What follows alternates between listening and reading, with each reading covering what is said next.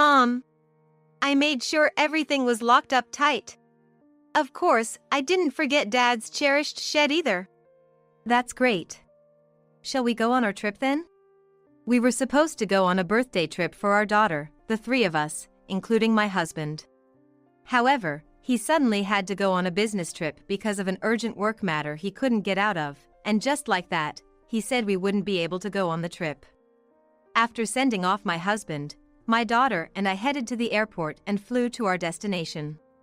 When we returned from the trip, my daughter wanted to give souvenirs to Grandma and Grandpa, so we went to my in-laws' house. The atmosphere there was incredibly tense, and my father-in-law was erupting like an active volcano, absolutely furious. It seems that a terrible accident had occurred while we were away on our trip, and the discoverers were none other than my in-laws. I'm a married woman in my mid-30s. I was assigned to the administrative department of the sales division at the company where I started working after graduating from college. Though I didn't go out on sales calls directly, there were times I had to go outside to assist with various tasks. One time, when I had to deliver some forgotten documents to a client, the person who helped me out was my future husband. Later, we ended up sharing a table at a crowded restaurant during lunchtime, which led us to start dating, and eventually, we got married. I was really enjoying my job at the time, so I proposed to keep working until I got pregnant, and my husband agreed, saying that the idea of a stay-at-home wife was outdated. After finding out I was pregnant, I kept my promise and quit my job to focus on our family and gave birth to our daughter. My romantic history hasn't always been smooth sailing. If anything, I've had experiences that made me timid about love or even left me with traumas. It was mostly from my high school days. I wasn't particularly popular, but I did date to some extent appropriate for my age. Mostly, I ended up in relationships where the other person confessed their feelings to me, but inevitably, they would find someone else they liked more and leave me. When asked why, they would simply say they found someone they liked more than me, which gradually made me more and more wary of love. During my university years, because of these traumas, I didn't participate in any mixers and mostly hung out with girlfriends. If a guy joined the group, I would feel uncomfortable and leave. As a working adult, I decided to keep it strictly professional with men, having coffee or lunch with them, but never considering them as romantic interests. Yet, my husband became a romantic interest, and our relationship led to marriage, which I consider nothing short of a miracle. He was the only one who confessed his feelings for me and didn't leave. My husband was both a good talker and a good listener, always managing to make me laugh.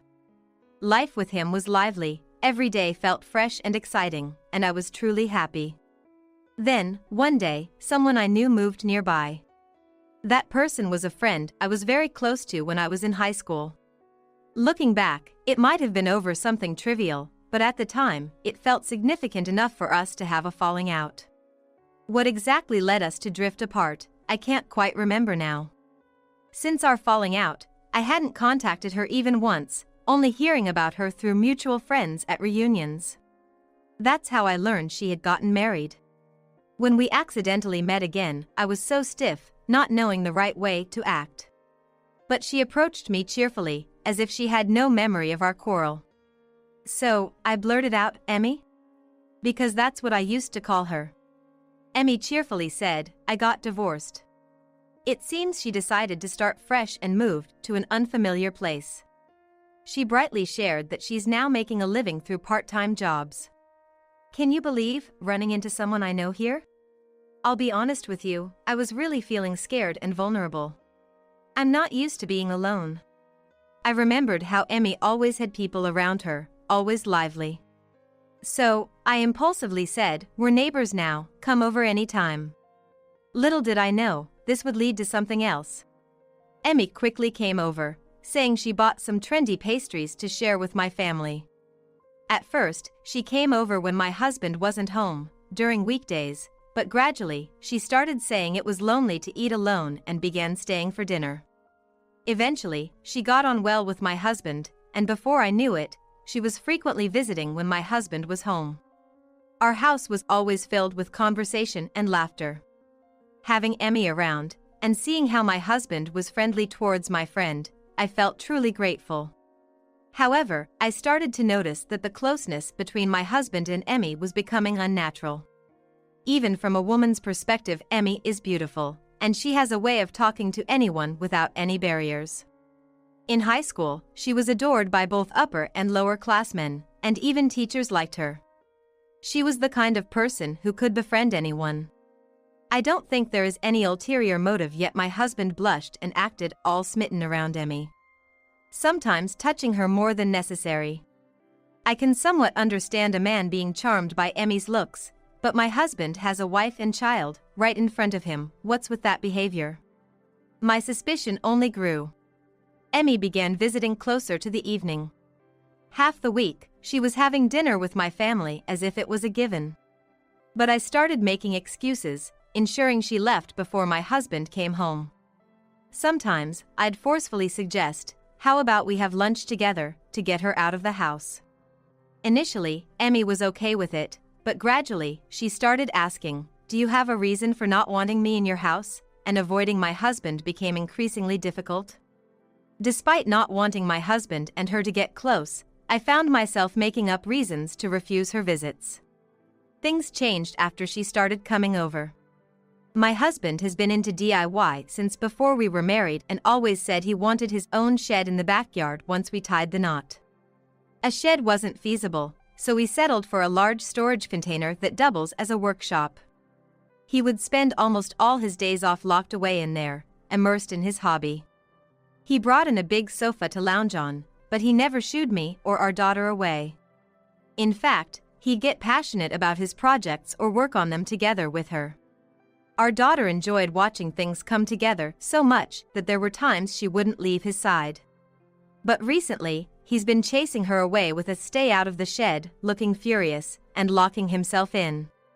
Even when called for meals, he'd say, "Just eat without me," or leave my portion by the door and go away, reducing the time spent with family. He avoided meeting my or our daughter's eyes, and she began to be scared of him. When he was home, she'd hide in her room. I had no real need to go near the shed, so I avoided it, waiting for him to come out if I needed him. Just being around the shed would sour his mood dramatically. A month later, I realized I needed to start planning for our daughter's birthday celebration. We had been talking about taking a trip. We hadn't done much since she was born, partly because of my husband's work, and partly because we didn't want to disturb others with a too young child. Now that she's grown into a considerate and kind child, I was thinking of splurging on a longer stay than just one night. That meant I might need the large suitcase we used before we were married, so I headed to the shed. I tend to take good care of my belongings, so it would still be usable, despite not having checked it for years due to its storage. My husband had warned me to stay away from the shed, but he was at work today, so it should have been fine. However, as I approached, I heard strange noises coming from the supposedly empty shed. Could it be a burglar? I wondered, peeking through the small window to check, only to find my husband and Emmy in the midst of an intense affair. It felt disgusting, like being forced to watch a cheap adult movie.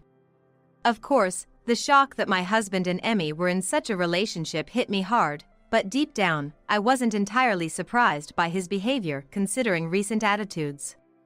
I had naively thought that since Emmy was a close friend, she would reject any advances from my husband. The betrayal by Emmy shook me more profoundly than the distrust towards my husband. When I peeked, their affair seemed to be ending, and they lay side by side, naked, chatting and laughing as if nothing had happened. She seems clueless, doesn't she? Given her trauma with love, I'd say she's pretty dense. There were times they felt I was somewhat suspicious, but they laughed, thinking I hadn't realized the extent of their relationship. Emmy said the thrill of not knowing when I might find out was irresistible. However, my husband was a bit cowardly about letting her into the house while I was away, fearing it would be too obvious, so they switched to the shed. They even joked about how disappointed they were that I obediently stayed away from the shed, making it less thrilling since I hadn't caught on, and now they were getting bold. Scare a girl with love trauma, and she won't come near, right? I want more thrill. How about sneaking out in the middle of a weekday night next time? Emmy knew my husband and I slept in the same room and was daring him to sneak out without getting caught by me. From the day he warned me off the shed, they had been meeting there on weekends. Emmy, getting carried away, made a shocking revelation. That girl, despite her plain looks, seemed to appeal to guys in high school because she appeared meek. Apparently, Emmy was annoyed that I, being less flashy than her, received attention from male students. And yet, she'd put herself down so obliviously, it drove me nuts, so I took every boyfriend she had. I never belittled myself. What was so wrong about asking someone who professed to like me what exactly they liked about me? The boyfriends I had always cited my quietness, seriousness, and kindness as their reasons, which seemed generic. Still, I was happy they liked me, and I tried to get to know and like them in return. I always thought mutual affection at the time of confession was rare. Learning that Emmy saw me this way and had snatched boyfriends out of jealousy saddened me deeply. Emmy claimed she never actually dated any of the guys she took from me, it was just a game to her. And she'd laugh about how shocked the guys were when she dumped them. I remembered on graduation day, one of my exes apologized for hurting me. I had thought it meant he was sorry for changing his mind after confessing, but after hearing Emmy's story, it clicked that he was apologizing for falling for Emmy's seduction and hurting me. Because it made all the strange things that happened in high school suddenly make sense. While listening to Emmy's boasts, my husband said, "I'm sick of looking at such an ugly face. People say beauties bore you after 3 days, but that's a lie. Facing an ugly person every day is true torture." Anger surged through me, my fists clenching with rage. Bursting through the door and confronting them was one option. But I realized that wouldn't be enough to beat them. They were two, and I was alone. Without evidence, my words would mean nothing, and I would be the one to lose. I thought the best course of action was to carefully plan my revenge while keeping my anger in check. Regarding our daughter's birthday trip, my husband had said he'd leave all the planning to me and our daughter, not participating in any discussions. Moreover, he decided not to join us, citing an absolutely unavoidable work commitment on the day of our daughter's birthday, saying he couldn't take the day off. His insistence on the unavoidable work made me realize he was probably planning to meet up with Emmy.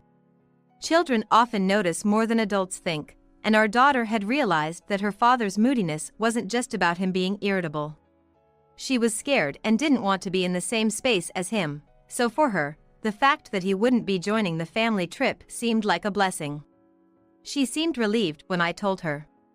Truth be told, I had no intention of giving up on the trip just because my husband couldn't come. In fact, I was relieved he had opted out. Considering how scared my daughter was of him, a trip without him seemed like the perfect change of scenery. Originally, we had planned a domestic trip assuming my husband would join, as he said he could only take a few days off. But with him not joining, an international trip, which was what our daughter had wanted, became possible. I changed our domestic trip to an international one and extended the duration, sharing this update only with my daughter. When I told her to keep it a secret from Dad, she said, "I wouldn't tell Dad." "I'm on your side, Mom." On the day of the trip, as we were heading to the airport by taxi, my daughter boasted, "I did well, didn't I?" saying she had locked up Dad's precious shed. The shed has a lock on the outside, but due to a small mistake by my husband, there are actually 2 keys for the outside. There's the original key that came with the container house and another key he installed on the outside by mistake, meant to keep our daughter from entering during dangerous work.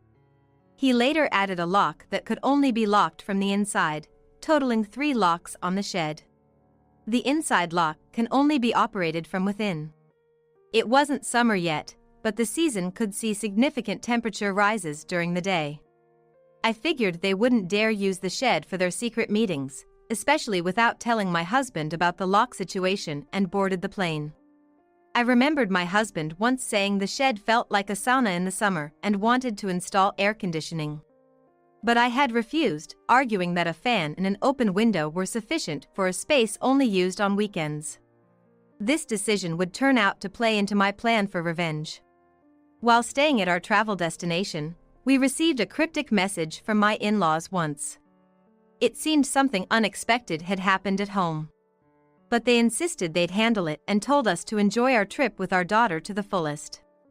Of course, I intended to enjoy the trip with my daughter and had no plans to return early, even if there were issues at home. Because it meant my plan for revenge was unfolding successfully. After thoroughly enjoying the 2-week trip with my daughter, we returned home. Without delay, we went to my in-laws' house after dropping off our luggage, as my daughter wanted to give them souvenirs. I felt bad for using it as an excuse, but it served my purpose. At my in-laws' house, not only were my in-laws present, but my husband was there too, despite it being a time when he was supposed to be at work. He looked very haggard, with an unkempt beard that made him look more intimidating. Seeing him like this, my daughter recoiled and hid behind me. My in-laws immediately started apologizing profusely in front of me. Then my father-in-law began to explain what had happened while my daughter and I were on our trip. The atmosphere in the house was heavy, and seeing my daughter's near tears face, my mother-in-law took her to another room to keep her company. Actually, I had arranged for my in-laws to use our home while we were away on our trip. After learning my husband wouldn't be joining the family trip, I heard from my in-laws about their plans for a minor renovation at their house. They wanted to do it during a period when they could use a grant, but were hesitant because the work would mean going without water for a while. Indeed, it wasn't summer, but the daytime temperatures could still be quite high, making the lack of water a significant inconvenience. So, I suggested they stay at our place. If we timed our departure with the start of their renovation, my husband would be at work during the day, and they could use the house without any awkwardness. They were very grateful for the suggestion, and plans moved forward. Later, when my husband said his unavoidable work had turned into a business trip, I told my in-laws they could stay over, as it wouldn't matter day or night. I suspected my husband was actually planning a trip with Emmy instead of going on a business trip. On the day, my daughter and I left the house just before noon. I had told my in-laws they were welcome to come over any time as we were leaving. The renovation was scheduled for the afternoon, and after greeting the contractors, they arrived around 2 p.m. Upon arrival, they discovered 2 people collapsed in the front yard. The shed door was also violently broken, indicating something serious had happened, leading to calls to the police and ambulance in a panic. Upon closer inspection, one of the collapsed individuals was my husband. The other was a woman, and for some reason, both were half naked. Both were semi-conscious, making communication difficult, leading my father-in-law to suspect heatstroke and call an ambulance. The relationship between the two was easy to guess, given they were found together in such a state. The commotion quickly became known to the neighbors, attracting onlookers. One neighbor began explaining how they heard loud noises and then saw a half-naked couple running out of the shed, noting the woman was not the wife, which made the relationship between the two widely known among those present. This wasn't part of my plan, but since my husband's actions became known throughout the neighborhood, I considered it a successful outcome. I'm grateful for my daughter's quick thinking. As I listened to my father-in-law, I put on an act of being shocked. When I was a child, concerned about my introverted nature, my mother had enrolled me in a children's theater group. Recalling the coaching from back then, I tried to act as naturally as possible, earning my father-in-law's sympathy as he harshly reprimanded my husband. I reassured my father-in-law that I was okay and then confessed that I had installed a camera in the shed. It was initially set up to catch evidence of my husband's affair, but I explained to my husband and in-laws that I installed it because I was scared of the strange noises coming from the shed, thinking they might be wild animals. I thought it was just animals, but who would have thought, my husband having an affair, right? I casually mentioned. As I said this and looked at my husband, he looked back at me with a look of "What have you done?" My father-in-law, sensing the urgency, pushed me to check the footage quickly. My mother-in-law offered to keep looking after our daughter, allowing us to rush back to our house. My husband was somewhat dragged along by my father-in-law, obviously reluctant since he didn't want the evidence of his deeds to be seen. That's because the evidence of the affair is still there, and he wouldn't want his father-in-law to see it. However, when we reached the shed, he began to throw a tantrum like a 3-year-old. My husband protested about privacy invasion and suddenly feeling dizzy, and when those excuses weren't accepted, he just yelled about it being irrelevant and that he didn't want this. I thought to myself, if you're doing something that you don't want seen or known, then you shouldn't do it in secret. He had enjoyed the thrill of possibly getting caught, so shouldn't he have been prepared for the possibility of getting caught? In the end, my husband couldn't stand against my father-in-law's force and had to enter the shed.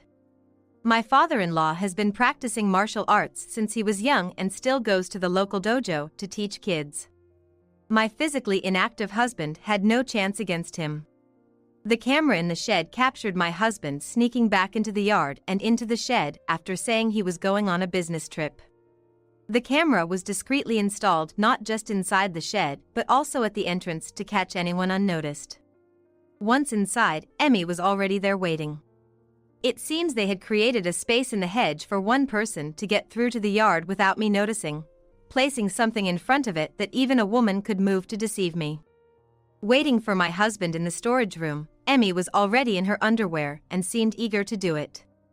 My husband, perhaps lustful at the sight of her, jumped on Emmy like an animal and repeated the violent, constant action. There was a moment when their activity abruptly stopped, captured by the entrance camera, showing my daughter approaching the shed. Despite being engrossed in their actions, they seemed sensitive to any sounds. They could have waited for us to leave for their secret meeting, but choosing to meet while we were still home was part of the thrill they sought, I suppose. Once my daughter moved away from the shed area, they resumed. They probably hadn't considered that my daughter might lock the padlock from the outside. Later, the camera installed at the entrance recorded the sound of a taxi arriving and my voice calling to my daughter, "Let's go," clearly audible. This must have reached the ears of the two inside because, as the taxi drove away, the camera inside the shed captured them stopping their intimate actions and attempting to leave the shed. However, footage showed my husband's confusion as the door wouldn't open, and Emmy peering out through the small window, trying to figure out the door's situation. Even the slim Emmy seemed to struggle to exit through the small window because her shoulders got in the way. Unable to determine the door's condition and growing increasingly frustrated, my husband's tone became aggressive. "If that's the case, you can just dislocate your joints and squeeze through that small window. You're a man, act like it." "What? Wanting to feel the thrill and hiding before my wife leaves was your idea, not mine. I wouldn't be in this mess if I hadn't gone along with your thrill-seeking." The bickering that ensued between them, now far from their earlier affectionate behavior, had me struggling to hold back laughter.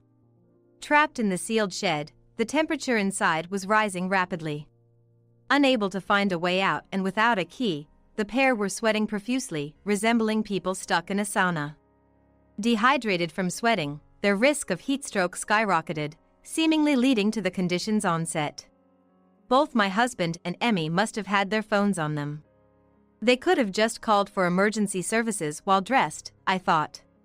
It seems people's judgment falters when they engage in guilty pleasures. My father-in-law seemed to have expected something like this, but facing the reality was different from just suspecting it. My husband, already facing a stern rebuke from my father-in-law, could only shrink smaller under his fiery wrath. I became so concerned that my father-in-law might collapse from his excessive anger that I found myself worrying more about him than the situation at hand. I was so busy trying to suppress my laughter that my body shook. My father-in-law mistook me for breaking down in tears. Using that to my advantage, I made it look like I was crying and said I couldn't go on. I wanted a divorce.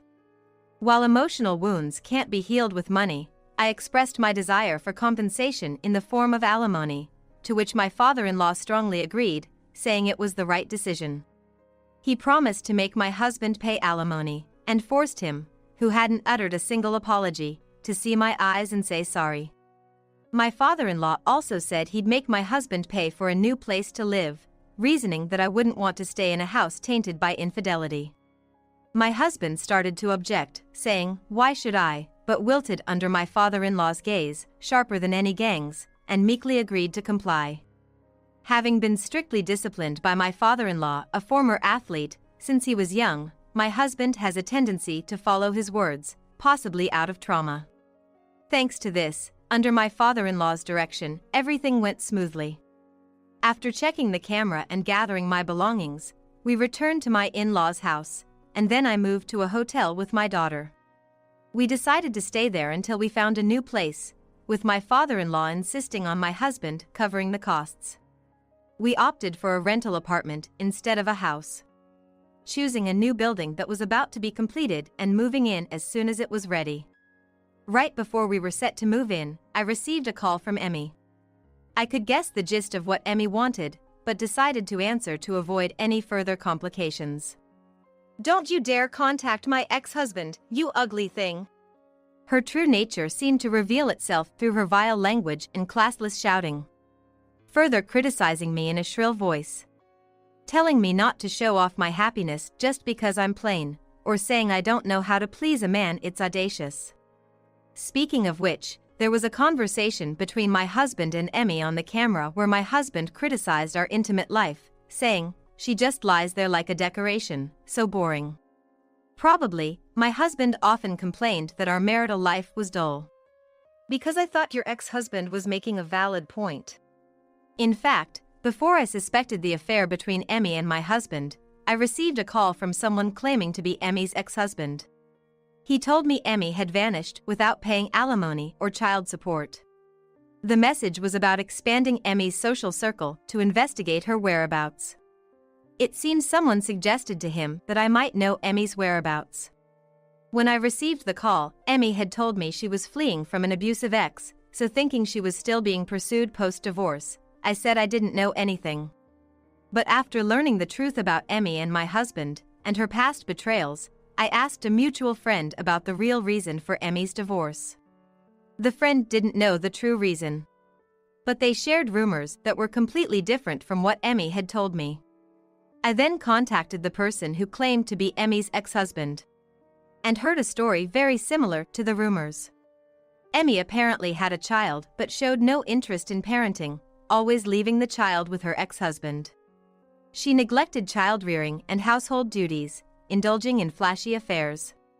When her ex-husband reached his limit and initiated a divorce, Emmy left the child with him and disappeared. Though she agreed to pay alimony and child support at the time of the divorce, she never did. She vanished as if fleeing in the night, and he had been searching for her since. The child's photo he showed me looked exactly like Emmy as a child. I had known Emmy since elementary school, but we lost touch when she moved due to her father's job, only to reconnect in high school. Believing her ex-husband's story, I informed him of Emmy's location, and I told him everything she was doing to my husband. Valid point? Ridiculous. I've always hated how you play the good girl. It's disgusting. No matter what Emmy said, I ignored it. Engaging emotionally with someone like her was a waste. Even spending time on her felt like a waste. I told Emmy I would also demand compensation from her, which left her momentarily speechless. When I mentioned knowing everything she did in high school, she excused it as just a game and that the men misunderstood on their own. Emmy might see it as just a game, but among those caught up in her game, there were people who got hurt. At least, that was true for me and the ex-boyfriend who apologized to me. I told her we would communicate through lawyers in the future and hung up. Afterward, my husband returned to work, only to learn a hard lesson about not being arrogant. It seems he had a habit of looking down on those he considered beneath him. You know, the type who has one face for home and another for work. My husband was the textbook example, especially cruel to subordinates he deemed useless. One of these subordinates had coincidentally moved into our neighborhood and was among the onlookers when my husband was taken away half-naked by the ambulance. Even more, he had recorded it on his smartphone and spread it as payback for how he was treated at work. With the solidarity of other similarly mistreated subordinates, the spread of this video was incredibly fast, and naturally, the news of the affair became widely known. Feeling uncomfortable at work, my husband resigned, but due to his short tenure, his severance pay was minimal. He tried to seek refuge with my in-laws but was ignored and not even allowed inside their house. His attempts at finding a new job failed as it turned out he was all talk and no action, unable to secure employment. The relentless demands for child support and alimony meant he had to juggle multiple part-time jobs. I heard he's now in a position where he's being told he's less useful than a student part-timer, the very words he used to say to his subordinates. As a result, he keeps hopping from one job to another, unable to hold down a steady position. Since they can't accumulate a substantial amount of money, it seems they have no choice but to work without any days off. Emmy was taken back by her ex-husband and is now under strict surveillance by him and his family.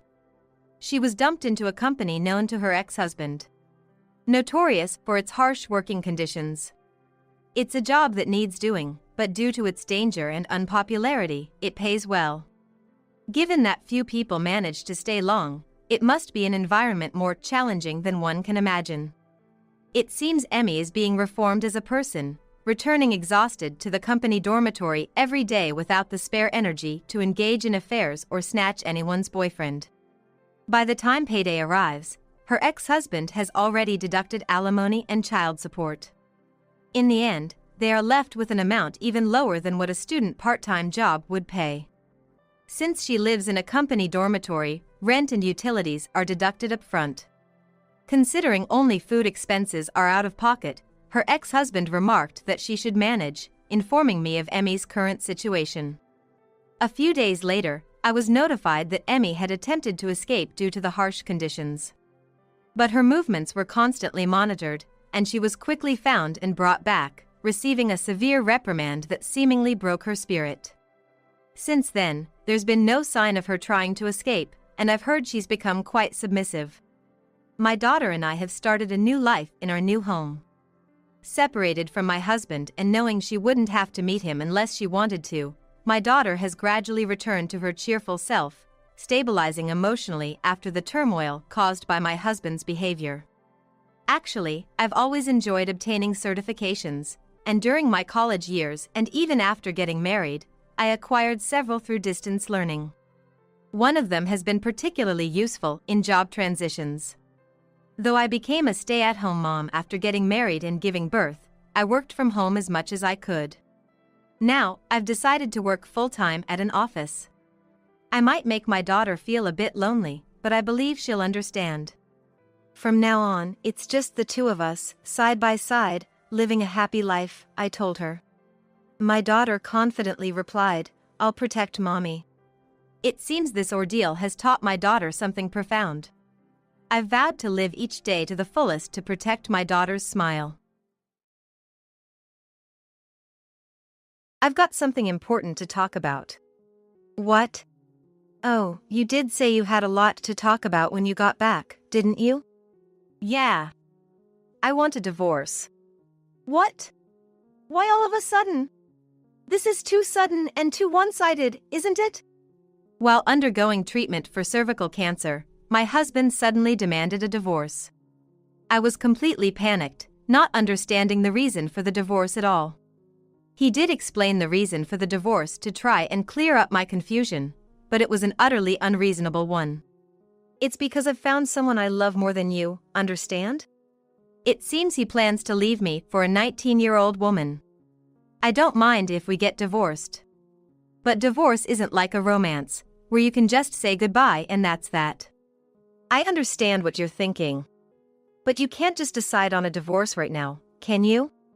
Let's talk this through. Why? No matter how much we talk, my feelings won't change. Just give up and let's get a divorce. It's not about that. If the love is gone, we can't stay married, can we? I won't do anything. He started to act out, thinking he was some kind of hero, protecting the woman he loves. I was already irritated at being presented with a divorce for such an unreasonable reason, but being talked to as if I were some monster obstructing his love path only made me more irritated.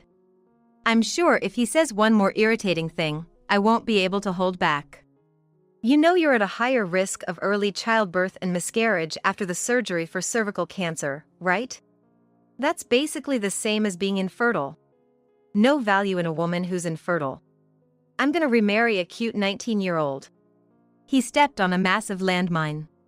These were words that should never be said, not here, not anywhere. I'll pack my bags. I decided to not have any discussions and leave the house. At that moment, if he had calmed down even a little and tried to stop me, he wouldn't have ended up regretting it so much. 3 days after I left the house, I was called to the hospital because there was something about my husband. Since the divorce hadn't been finalized, I reluctantly headed to the hospital. When I arrived, there he was, sitting in a chair, frozen, his face pale as a ghost. "I'm glad you could come right away. What's wrong? Did something happen?" "Yes. Your husband, actually." He collapsed to his knees.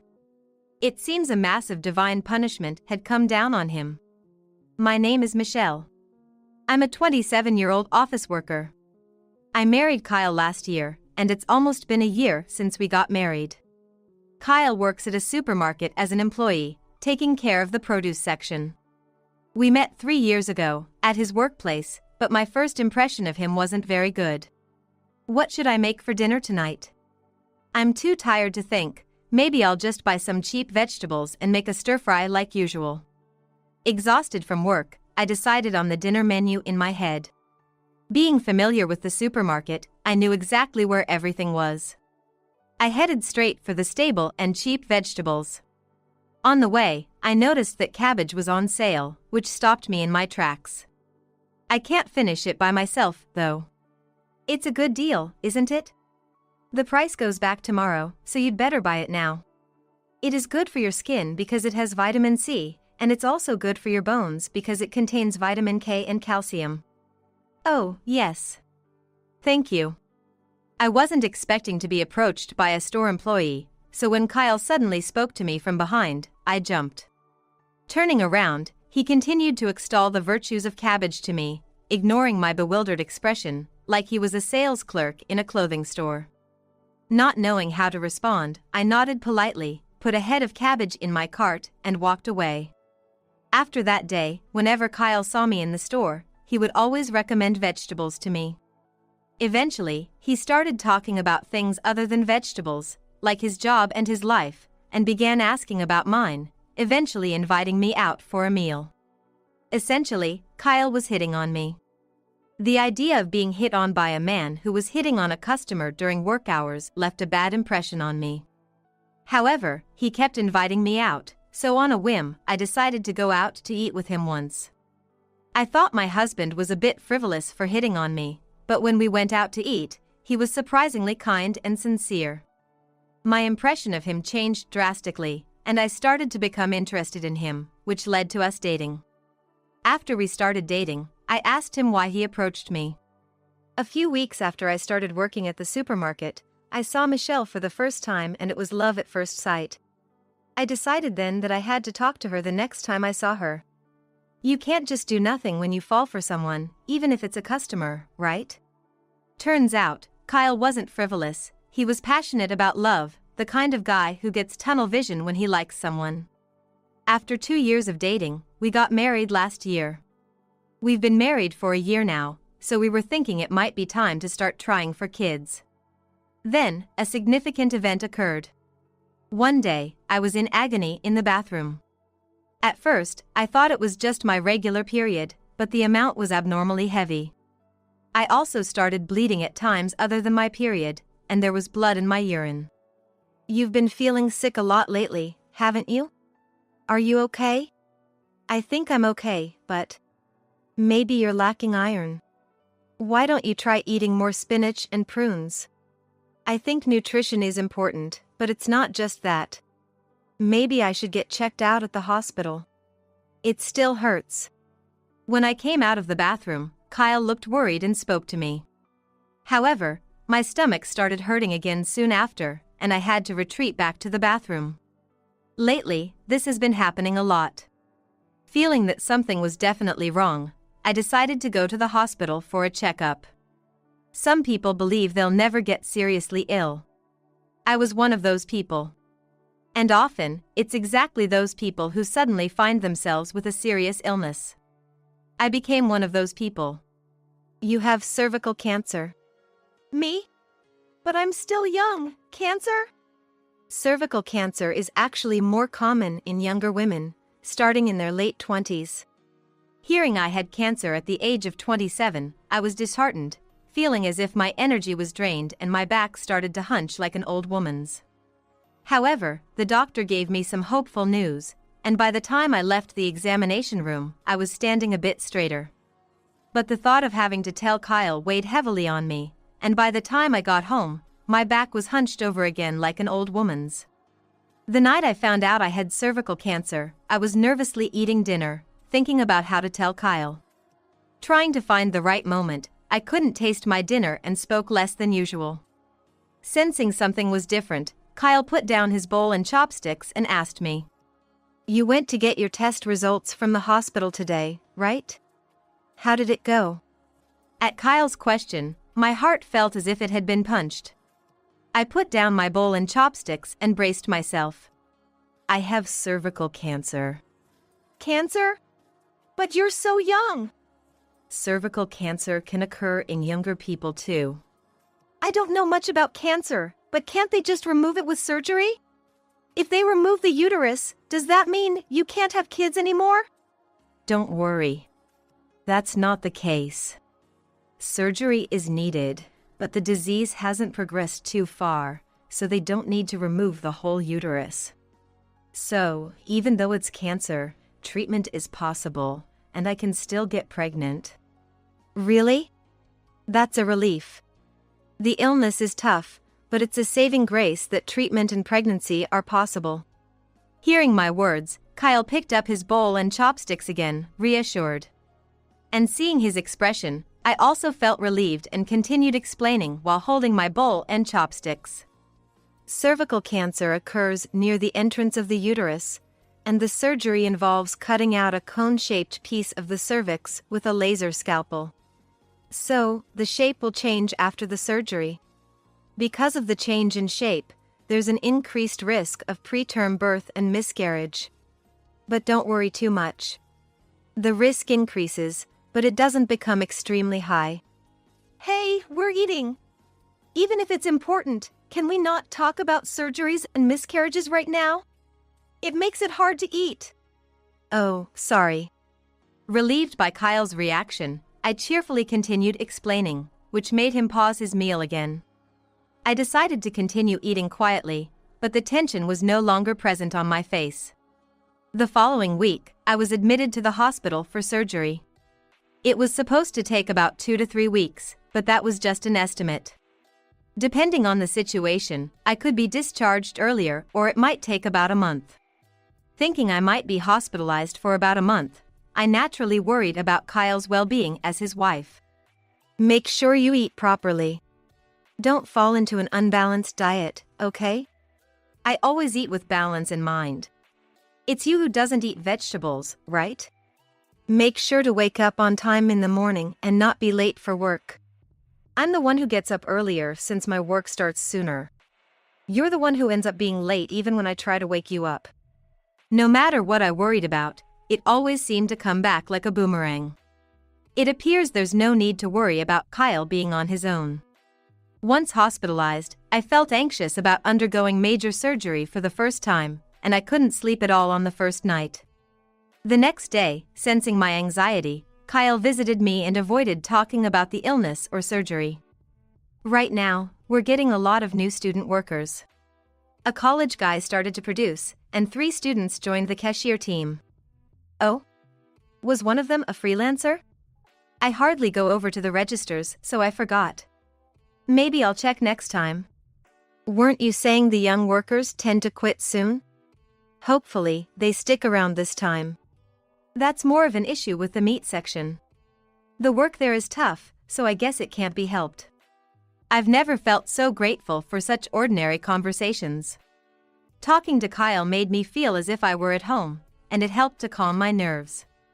However, on the day of the surgery, I felt overwhelmingly anxious.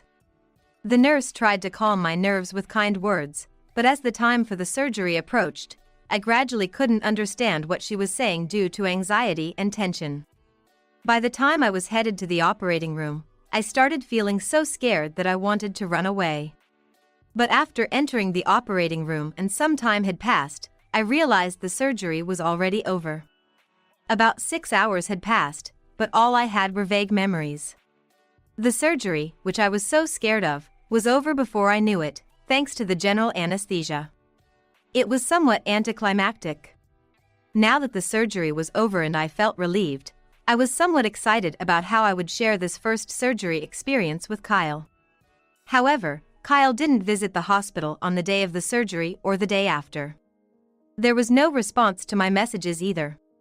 Why wouldn't he at least send a message? 5 days after the surgery, just as I was starting to feel annoyed, Kyle finally visited the hospital. How are you feeling? Wow, you look much better than I thought. How long do you think it's been since the surgery? You didn't reply to any of my messages. I'm alone at home now, so I have to take care of everything while working, you know? I planned to contact you, but I always end up falling asleep. Well, that's okay. It looks like I'm recovering smoothly, and it doesn't seem like I'll be hospitalized for a month. That's good to hear. Are you getting enough nutrition? After surgery, your body is weak, so you should eat soft leafy vegetables like Napa cabbage or cabbage, which are high in water content. Make sure to eat them. I eat what's given to me at the hospital, so there's not much choice there. I had planned to express all my dissatisfaction about Kyle not visiting the hospital, but his words reminded me of the inconvenience I was causing him, and I couldn't bring myself to say anything harsh. While Kyle is capable of living on his own, that doesn't mean it's not a burden. I felt a strong desire to be discharged as soon as possible. However, after that visit, Kyle stopped coming to see me again. Even when I contacted him, there was still no reply, as usual. I understand that work and household chores can be overwhelming, but over a week passed without any response from Kyle. How are you feeling? Is discharge still a ways off? Wait a minute. I get that work is busy and household chores are tough, but over a week without any word is too much, isn't it? No, I've been feeling off myself. Where? You look perfectly fine to me. It's not that I feel sick or anything. Kyle started fidgeting as if he was holding back from going to the bathroom, his hands covering his lower half. He seemed uncomfortable, but I was curious about what he meant by feeling off, so I asked directly. Why are you holding yourself like that? Did something happen? Well, I've got something like a rash down there. You what? That sounds like... I couldn't help but suspect that he might have caught a disease from somewhere, and my gaze towards Kyle became suspicious. He immediately understood what I was thinking and started making excuses. Don't get the wrong idea. It's not like that. Guys can get rashes from sweat and chafing. I just didn't want to say anything because it's embarrassing and I didn't want you to think I'm dirty. Really? You haven't been doing anything you shouldn't have, right? Of course not. It's hard to imagine he'd start an affair while his wife was in the hospital undergoing surgery. Believing in Kyle's words, I decided to trust him. I'll trust what you're saying, Kyle, but just to be safe, you should get it checked out at the hospital. It's fine. It's just skin down there, right? If I improve my protein metabolism with vitamin B6, the rash should disappear. I'll just eat some bananas and stay quiet. No, you need to see a doctor. No way. It's embarrassing to have that area examined. Kyle started fidgeting again, possibly due to itching, his hand moving around his lower half. While I think he should see a doctor, I don't know much about men's issues down there. If Kyle says it's okay, then it must be okay. Not wanting to talk about such matters in the hospital, I decided not to bring up the topic anymore. Another week passed. Still no word from Kyle, and the next time he came to the hospital was just before I was discharged. Hey, I've come to pick you up. Oh, are you the doctor? My wife has been in your care. As I was receiving instructions for aftercare from the doctor, Kyle arrived. Since he hadn't visited me at all, I saw it as a good opportunity for payback. Doctor, listen to this. My husband has developed a rash down there and refuses to see a doctor because he's embarrassed. He thinks he can cure it by eating vegetables. Hey, we don't need to talk about that right now. A rash? That does sound concerning. What does it look like? At first, it was like prickly heat, but lately, it's gotten worse, kind of bumpy, almost like cauliflower, I guess. That's something that should be checked out immediately. See, the doctor says you should get it checked out right now. Today's the day my wife is being discharged, and we have a lot to discuss at home. I'll get it checked tomorrow or sometime after. Make sure you do. It's important to get it checked out soon. Now that the doctor had insisted, Kyle had no choice but to go to the hospital, no matter how embarrassing or reluctant he was. Though I felt a bit embarrassed discussing Kyle's issue with the doctor, the embarrassment was surely greater for him. Serves him right. Feeling somewhat lighter, I left the hospital with Kyle. Though I had been hospitalized for only about 3 weeks, it felt like I hadn't been home in much longer. Excited to be back, I energetically plopped down on the living room sofa, my usual spot. Instead of sitting next to me, Kyle sat across the table, facing me. Michelle, there's something important I need to talk about. What? Oh, you did say you had a lot to talk about when you got back, didn't you? Yeah. I want a divorce. What? Why all of a sudden? After the surgery and being discharged, still needing treatment, Kyle dropped a bombshell I hadn't anticipated. I was so stunned by his words that I became speechless, my mind a whirlwind of confusion. Kyle continued to explain, trying to clear up my confusion. Remember I mentioned a new cashier started? I've fallen for her. It happened while you were hospitalized, so I decided to tell you once you were discharged. I thought it might affect your recovery if you were stressed. No, isn't this too sudden and too one-sided? It's not like I did anything wrong, right? Yeah, that's right. You haven't done anything wrong. It's just that I've found someone I love more than you. Please understand. Hearing Kyle's words made my head spin. I knew Kyle's love was passionate and intense, focusing solely on the person he loves without seeing anything else around him. But I never thought that this kind of love would continue after marriage, leading him to pursue someone new straight away. The new cashier started around the time I was hospitalized, right? So, you were having an affair with her? That's why you never visited me at the hospital. Did you catch your illness from her? Don't get it wrong. Indeed, I didn't go to the hospital because I fell for her. But we haven't started dating yet. We decided to wait until I had broken up with you properly. So, there's been nothing physical between us. Kyle looked at me with clear, earnest eyes. He probably wasn't lying, and wanting to date someone he likes after breaking up with me does seem fair. However, it's overwhelmingly unreasonable. Kyle is romanticizing his actions through a filter of passion, but it boils down to him wanting to switch to someone he deems better than me. What's the name of this person you've fallen for? Kelly. She's a student, right? How old is she? 19. Is she your type? I didn't fall for her because of her face, but I think she's pretty. So, it was as I thought. Men's thoughts are simple. Younger and prettier is better.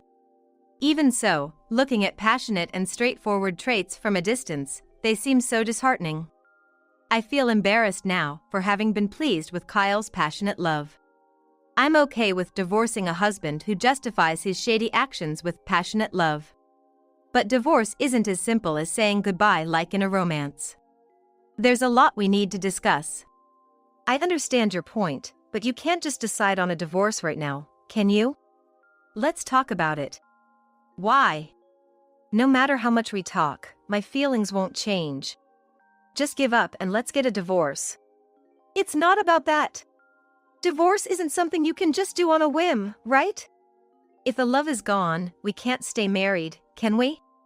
You're not planning to do something to Kelly, are you? I won't do anything. Well, maybe she'll have to be involved in our discussions.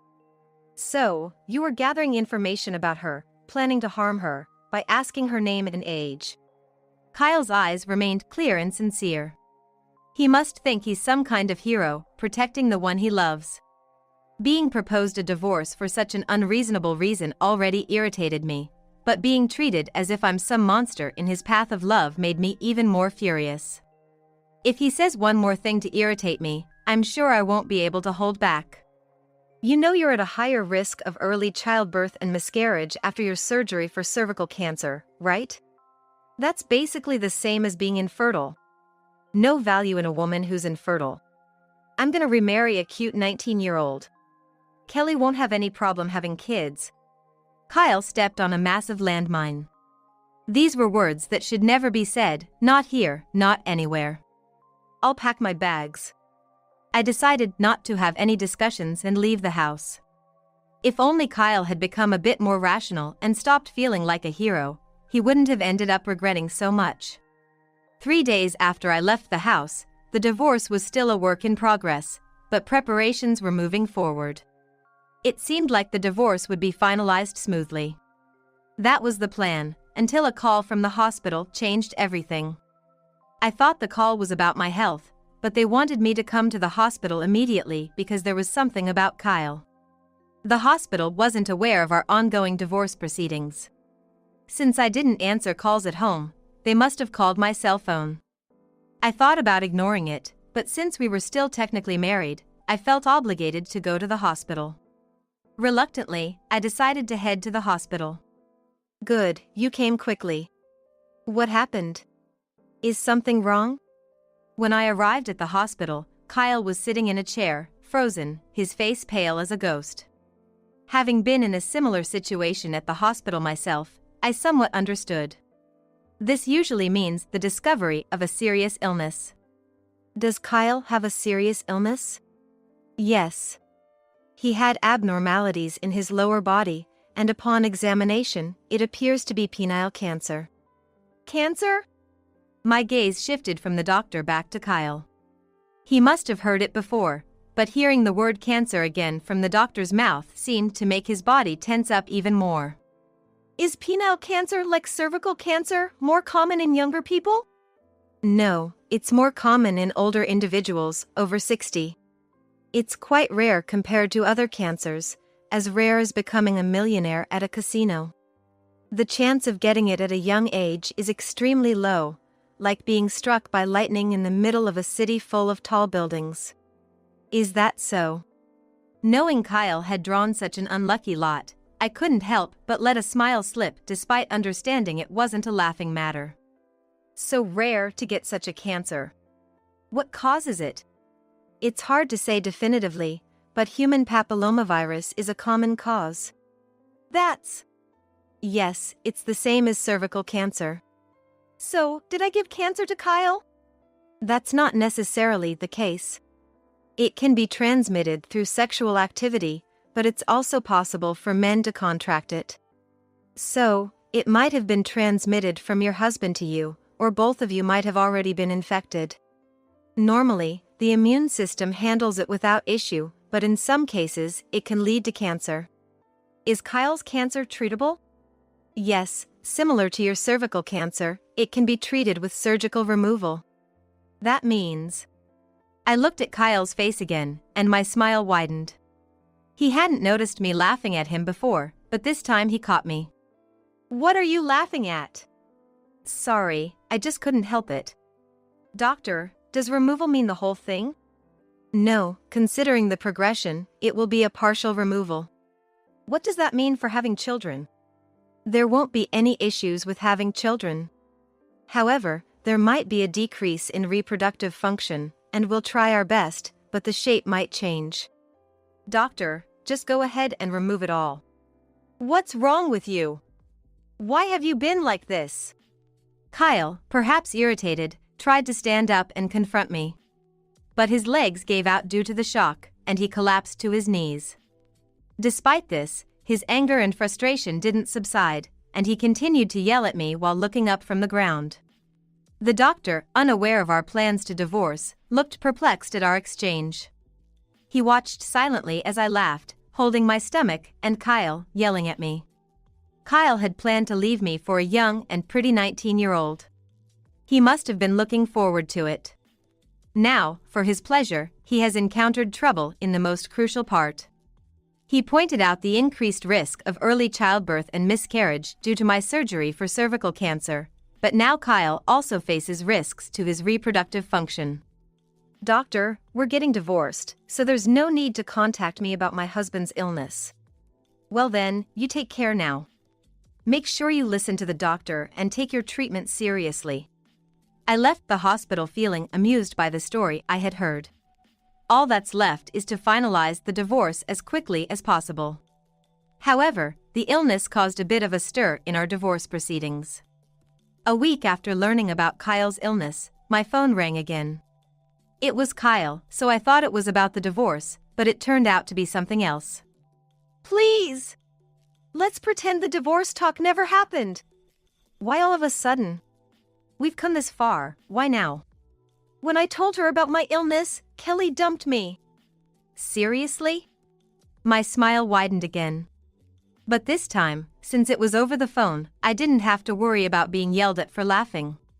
I had somewhat anticipated this outcome. Kyle tends to go off the rails when it comes to love, and a 19-year-old's love can be impulsive. That's probably why their gears meshed so well together. However, after hearing about Kyle's illness, this Kelly seemed to have regained her composure. It was much like when I was freed from the spell of Kyle's love for an unreasonable reason. At 19, the choices are plentiful, so it was probably easier for her to break free from the spell than it was for me. Having regained her composure, Kelly, like me, appears to have easily discarded Kyle. With this kind of genital illness, no one will marry you.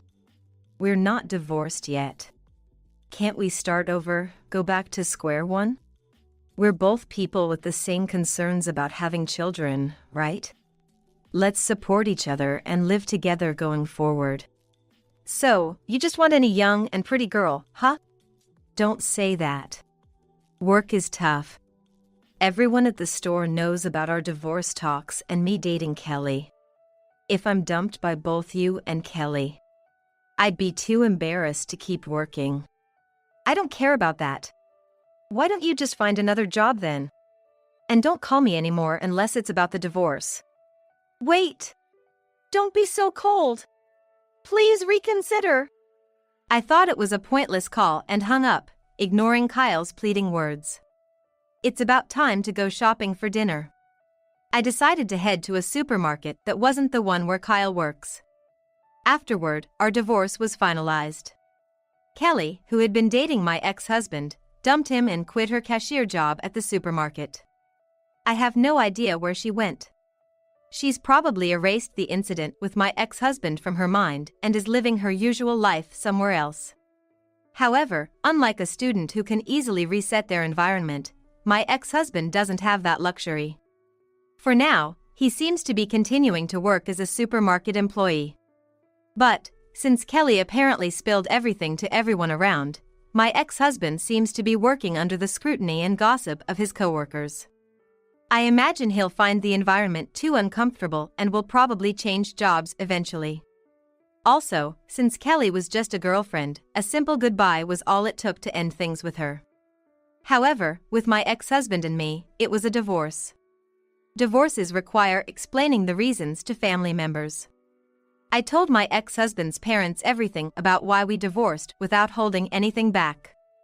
Naturally, his parents were furious. The news spread to relatives, and it seems he's feeling out of place not just at work but among family members as well. As a result, my ex-husband has become completely isolated. He will soon start treatment for his illness. Fighting an illness alone must be hard, but it's his own doing, so I hope he manages on his own. I've returned to work after my surgery and am recovering well. I'm still 27, so I'm hopeful for a good encounter in the future. Until then, I plan to focus on my work. Oh, come on. You're calling this a financial support? It's hilarious that it's just this little. Given Tom's earnings, there should definitely be more room for generosity, but Yvonne is just too polite to say anything. I see. It's indeed strange that the allowance Yvonne gives me is only $20 a month. In fact, I was later told by Yvonne herself that the amount she was supposed to send me was $2,600 a month. What happened to the difference, I wonder? But that's not all. Shockingly, amounts of money that I don't recognize have been withdrawn from my cash card. However, I have a good guess who might be behind this. I regret trusting her even a little and giving her my cash card. But when I think about Yvonne, I don't want to cause a fuss. Just as I was thinking this, Yvonne and Tom started to take action. And then, I confronted her about why she has been harassing me for so long. I'm Nora Kirk, a 60-year-old cook working in hospital food service. I had a daughter with my husband, whom I met in high school, but he passed away when our daughter was 2 years old. Overwhelmed with grief, it took me a while to recover. But I have my dear daughter Yvonne, so I couldn't stay down forever. Thinking this, I worked hard to make sure Yvonne wouldn't have to suffer. It's been over 30 years since my husband passed away. Yvonne is now working nobly as a nurse. I was worried about Yvonne, who is over 30 and not married yet, but she told me she couldn't be happy leaving me alone. Recently, it seems Yvonne has found a boyfriend. I was secretly hoping she would tell me about getting engaged soon. And just as I hoped, Yvonne told me she was proposed to by him.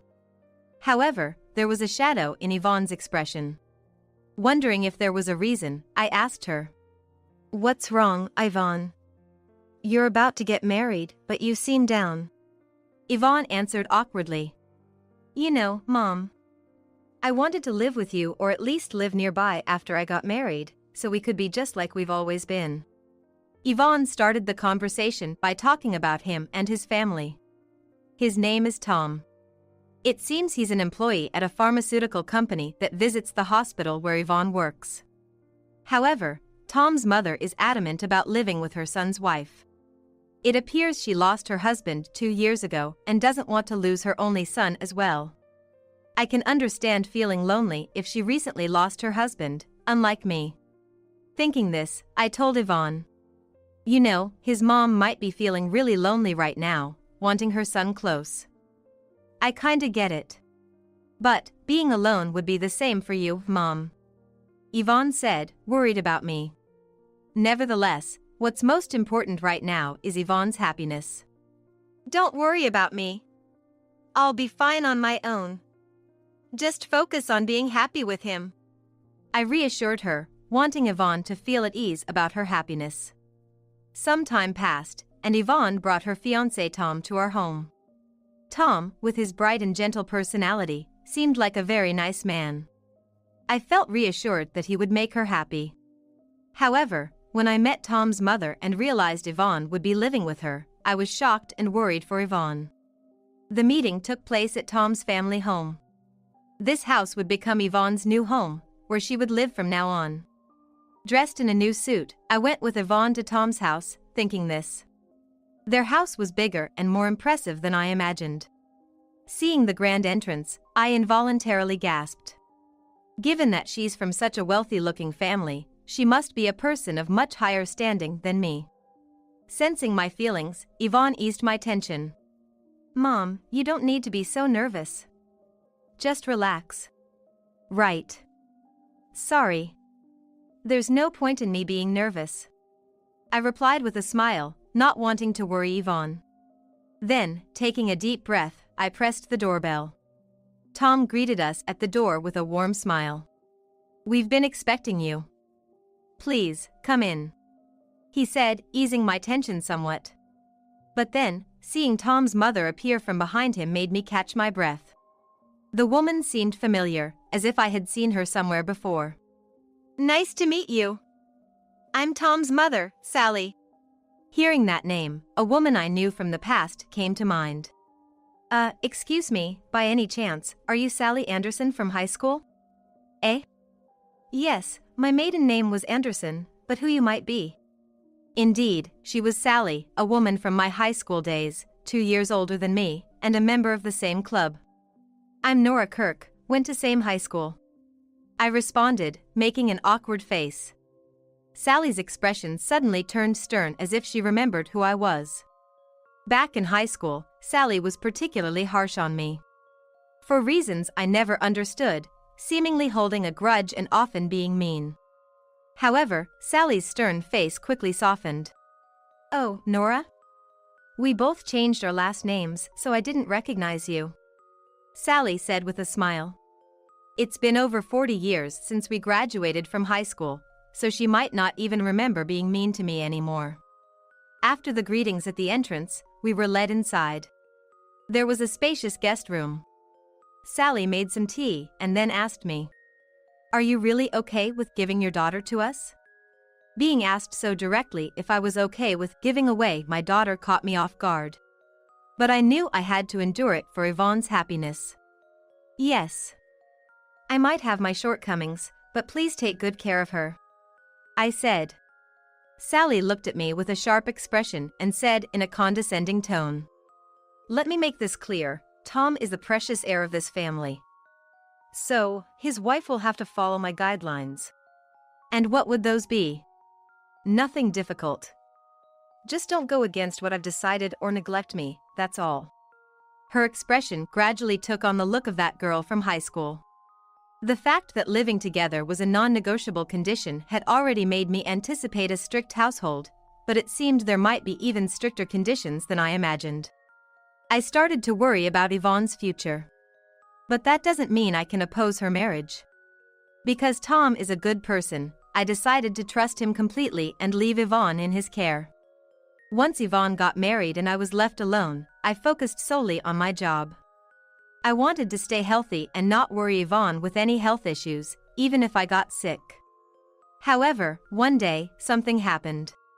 The corn we ordered arrived at the cafeteria, but nobody was there because it was lunch break. A 66-pound bag of corn left at the entrance would always get a remark from the nurses. With no other choice, I decided to carry it to the storeroom myself. "Here goes!" I exclaimed, lifting it, only to feel a sharp pain in my back the moment I did. I hurriedly put the bag down but couldn't move from the spot. Enduring the pain, I managed to call out for help. My voice somehow reached outside the cafeteria, and a nurse rushed over to help. I was then taken to the examination room. It turned out I had thrown out my back. Years of standing and working had taken their toll on my already tall frame, and I had been suffering from back pain for a long time. I had to be hospitalized and remain at rest until I recovered. I had tried so hard not to worry Yvonne. Lying in the hospital bed, thinking about it made me feel pathetic. Then, that night, Yvonne came to the hospital. "Mom, are you okay?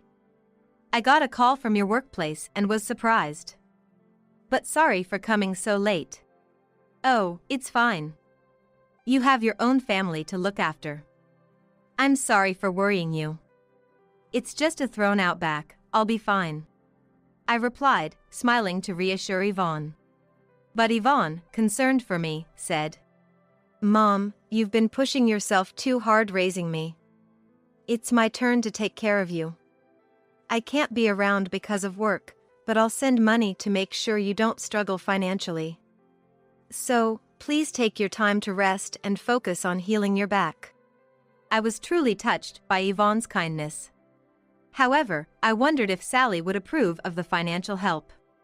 "I appreciate the thought, but is your mother-in-law okay with it?" "Yeah. I'll talk to her when I get home today. It'll be fine." For now, Yvonne agreed to deposit the money into my account, so I told her where to find my bank card at home and asked her to take care of it. My back turned out to be more seriously injured than I thought, and my hospital stay became prolonged. Even after being discharged from the hospital, I couldn't move around as I wished, so I couldn't even go to the bank's ATM to withdraw the allowance I was receiving. While I was thinking about this, the intercom rang. When I answered through the monitor, it was Sally who had come. As I made my way to the entrance, leaning on walls for support, and opened the door, Sally looked at me with concern and said, "Oh, Nora. I'm sorry for making you strain yourself. Here, hold on to my shoulder, and I'll help you inside." No sooner had she said this than she placed my arm over her shoulder and helped me into the house. Caught off guard by her sudden kindness, she sat me down and softly spoke. "Nora, it must be tough being alone, especially since Yvonne can't come because of work. But if there's anything you need, just let me know, okay? I felt a sense of unease with Sally suddenly being so nice, but I kept my composure. No, it's me who should be sorry for the trouble my daughter, Yvonne, has caused by working late. But what brings you here today? When I asked, Sally replied with a smug look. Since Yvonne is busy, I've decided to bring you the monthly allowance myself. She then handed me two $10 bills. What is this money for? I asked, dumbfounded, and Sally burst into laughter. How funny. Isn't it sad to call it a financial support when it's just this much? Considering Tom's earnings, there should be more than enough, but Yvonne is being too reserved. I see. It was indeed strange for my allowance to be only $20 a month. Yvonne should be able to give more from her own earnings without relying on Tom's salary. Then, Sally, more smugly than before, said, "Since it's just $20, it would be a waste to pay a transfer fee. So, I've decided to bring it directly to you from now on. I'd like to contribute a bit myself, but I don't want to make you feel obliged. Instead, I'll help out with anything, like shopping or doing the laundry, so just tell me whenever you need anything." Though I found it strange, I didn't want to cause any trouble, so I gratefully accepted Sally's offer. From that day, Sally started coming to our house daily, taking care of cleaning, laundry, and meal preparation. She seemed genuinely kind, different from her high school days. I began to open up to Sally. Since she offered to go shopping too, I entrusted her with my cash card. After dinner was ready, Sally would leave around 5 p.m. to go home. In the evening, as I was about to eat dinner alone, Yvonne called. "Mom, I'm sorry for not being able to contact you much." It was the first time in a while I heard Yvonne's voice. I made sure to thank her for the allowance, even though it was small. "No, thank you for the allowance every month. Even $20 means a lot to me." After I said this, there was a pause. Then, Yvonne responded with something unbelievable. "What? I've been sending $2,600 every month. What? I've only been receiving $20 from your mother-in-law." There was another silence. "Are you receiving it in person?" "Yes, I've been getting it directly from your mother-in-law every month." Yvonne sounded puzzled and then raised her voice in excitement. "I talked to my family about the allowance and said I'd transfer it during my break, but my mother-in-law said she'd handle it for me. Could you put her on the phone, please? She's still there, right?" "Oh. She usually goes home by 5 p.m. like today." "What? No, she tells me she's taking care of you every night and doesn't come home until late." I was surprised by Yvonne's words. Why would Sally lie about something like that? Yvonne seemed to have grown suspicious of her actions. For now, when my mother-in-law comes back, I'll confront her. Yvonne was still worked up, but I worried about how this might affect her family relationship. "Yvonne, don't worry about me. Just try to talk to her calmly, without getting too worked up." "What are you saying, Mom? It's unnatural not to know what happened to $2,600 every month." "Right, then you should talk to Tom about it. He knows about the allowance, doesn't he?" I advised her, hoping to calm her down. "Okay, I got it. I'll call you back if anything happens." Yvonne hung up after saying that. I regretted causing trouble for Yvonne's new family. Waiting for her call, I couldn't help but worry about potential trouble at their home. About 2 hours later, Yvonne called back. "Mom, my mother-in-law hasn't come back yet, but I wanted to tell you something before she does." Hearing Yvonne speak in a strange tone made me anxious about what had happened. Actually, when I was cleaning my mother-in-law's room earlier, I found a strange photo. It looks like a group photo from her high school club activities. A club activity group photo? What about it? Yvonne continued with some difficulty. In that photo, the face of the tallest girl is blacked out with a marker, and on top of that, it's been scratched with a cutter knife. "I think it might be you, Mom." Indeed, when I joined, I was the tallest among the female members. I remembered having that photo. Now that you mention it, I had that photo too. I was on the back row, on the far left. Yes. That's the person in the photo. It looked like it was done with so much hatred. Yvonne told me, prompting me to look back on my high school days. The harassment from Sally started soon after I joined. She was kind to other club members but harsh to me, always burdening me with chores. I wondered why Sally disliked me so much. I'll confront her about this photo. And, Mom, I'm really sorry for not being able to give you proper living expenses until now. What's wrong? Why change the subject all of a sudden? Because when I went to update your bank account today, it looked like a lot of money had been spent. There's hardly any balance left. From now on, I'll take responsibility for bringing you the living expenses. Yvonne told me, making me feel a chill down my spine. Because I had entrusted my cash card to Sally. When I told Yvonne, she quickly retorted. What? So, does that mean my mother-in-law withdrew everything? I knew something was off. It's impossible for Mom to withdraw $6,000 a month. $6,000? The most I asked her to buy was worth about $40 a day. It turns out Sally had dipped into not just the living expenses from Yvonne but also into my savings. This is serious. I'm going to the bank right now to freeze the account. The main office should still be open, so I can take care of the procedures immediately. Yvonne said before hanging up. From the next day, Sally stopped coming to our house. Then, 3 days later in the morning, I heard a car stopping in front of our house and went out to check. It was Tom's car. Since it was Saturday, Tom was off work. Getting out of the car were Yvonne, looking furious, and Tom, firmly holding Sally's arm. It seemed Yvonne had confronted Sally about the living expenses and the cash card. Sally had the look of someone who was brought along against her will. Yvonne came up to me and loudly said, "Mom, my mother-in-law was spending the $2,600 she was supposed to give as an allowance. The day before yesterday, I followed her and saw her freaking out at the ATM because she couldn't withdraw money, so I confronted her, and she confessed." "What? Why would she do that?" I asked, looking towards Sally. Sally, avoiding eye contact, answered in a low voice. "I was lonely after losing my husband."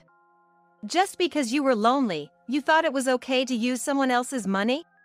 Tom yelled at her, still holding her arm.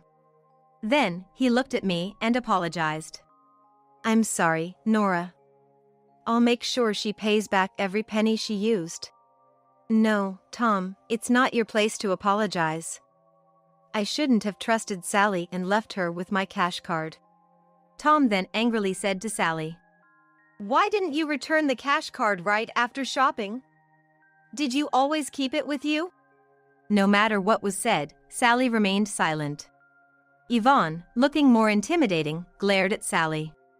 "Just because $2,600 wasn't enough, you even dipped into my mom's account.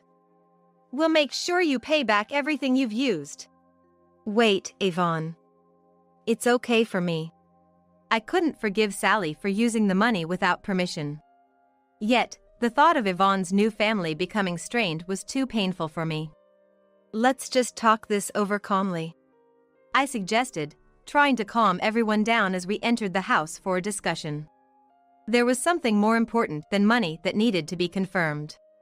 I didn't believe Sally was really spending money for some young man. There must have been another reason she was harassing me. We wanted to confirm this directly with her. "Sally, why have you been harassing me since the old days?" For Yvonne to continue living in your house with peace of mind, I want to hear the real reason. Sally, looking like she was recalling unpleasant memories, answered, "Because I have a grudge against you." I was shocked by her unexpected response. What could I have possibly done to her? I tried to think of any reason, but nothing came to mind. A grudge? Did I do something to hurt you, Sally? If there was something you didn't like, I wish you'd tell me honestly. Then, Sally, with anger in her voice, glared at me. "When you entered high school, you stole my boyfriend. He was the one I loved, and as soon as you joined the club, he fell for you. I was taken aback by her words. When I had just joined the club, there was a senior boy who started talking to me. We hit it off and began dating soon after. And after graduating from college, I married him. I had no idea he had been dating Sally before me. I'm sorry. I had no idea he was dating you. I apologized, but it seemed like my words didn't reach Sally. I confronted him, and he said he fell for you because you were always considerate of those around you, and that's why he broke up with me. What made me angry wasn't that you took him from me, but that he loved you more than he did me. Everyone, including Tom and Yvonne, was shocked by Sally's reasoning. You've been holding on to this old grudge all this time? So, you've been jealous of my mom and harassing her now because of that? That's just too selfish. Confronted by her son and daughter-in-law, Sally, with a miserable look, yelled as if to shake off their accusations. Shut up. He was really important to me. Because of her, I was so shocked I couldn't even think about love again.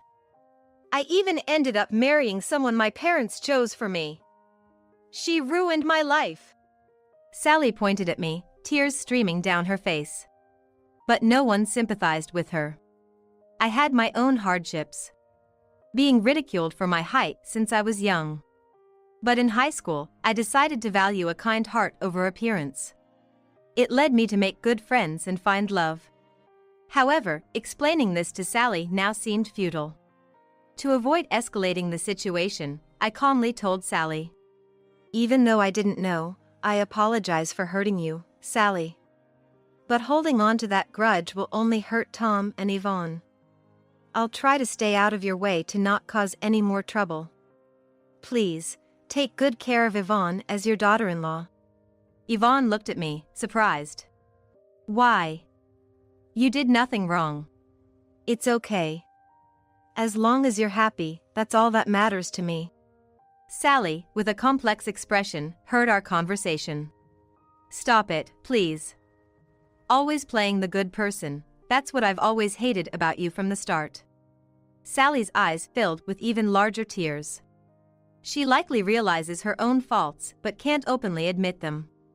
Right now, her heart may be wandering in darkness. Honestly, I no longer wanted Yvonne to stay in a family with such a woman. If possible, I wanted to be by Yvonne's side. But, unsure of what to do, I was at a loss for words.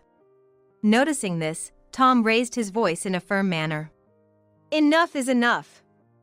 I'm fed up with you, Mom. After all, it's your own fault you got dumped. And then you blame others, harboring jealousy and resorting to harassment. Tom's vehement outburst seemed to shock Sally. Tom, what are you saying?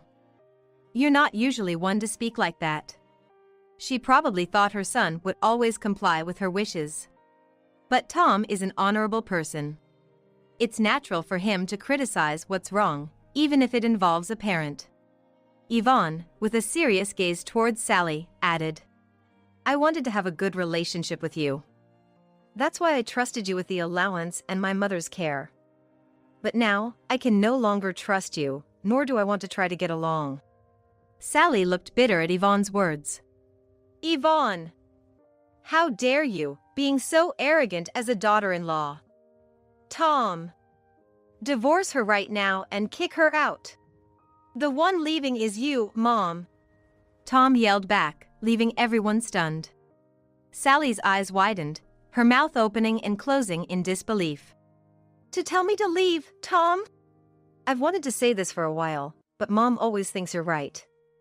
You never considers the feelings of your family or anyone else, just saying whatever you want, acting selfishly. Dad even said he wanted to leave you, but couldn't because you had no means to support yourself. I've had enough of living with a mother like that. Tom unleashed his feelings toward his mother, feelings he had likely held back for a long time. Tears flowed again from Sally's eyes. Being criticized to such an extent by her own son, she probably had no words to return. She then knelt on the floor and began to cry out loud. Yet, Tom showed no mercy. Cry or scream all you want, no one is going to take your side. You said it yourself, didn't you?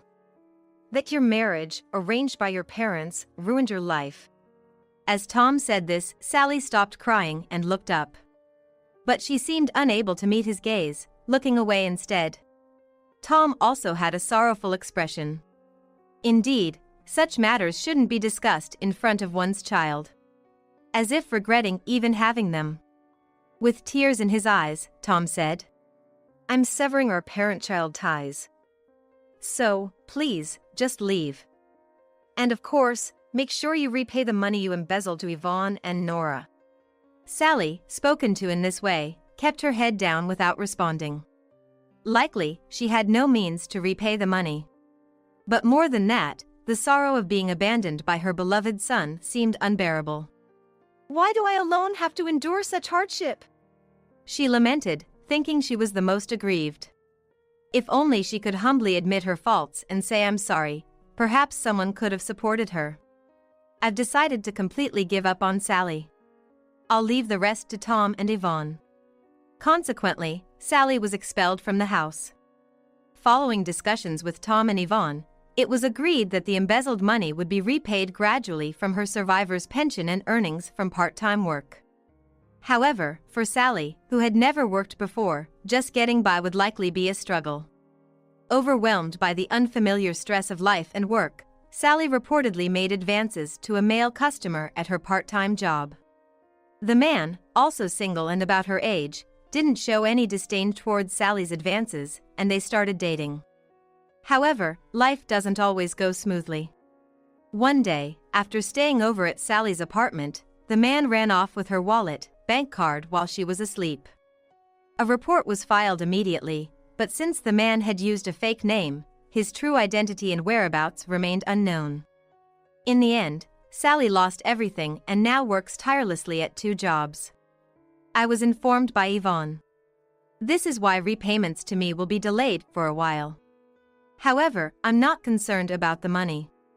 More so, I felt pity for Sally, who had lived without love, now drowning in it so late in life. Sally, who couldn't even fulfill her role as a mother.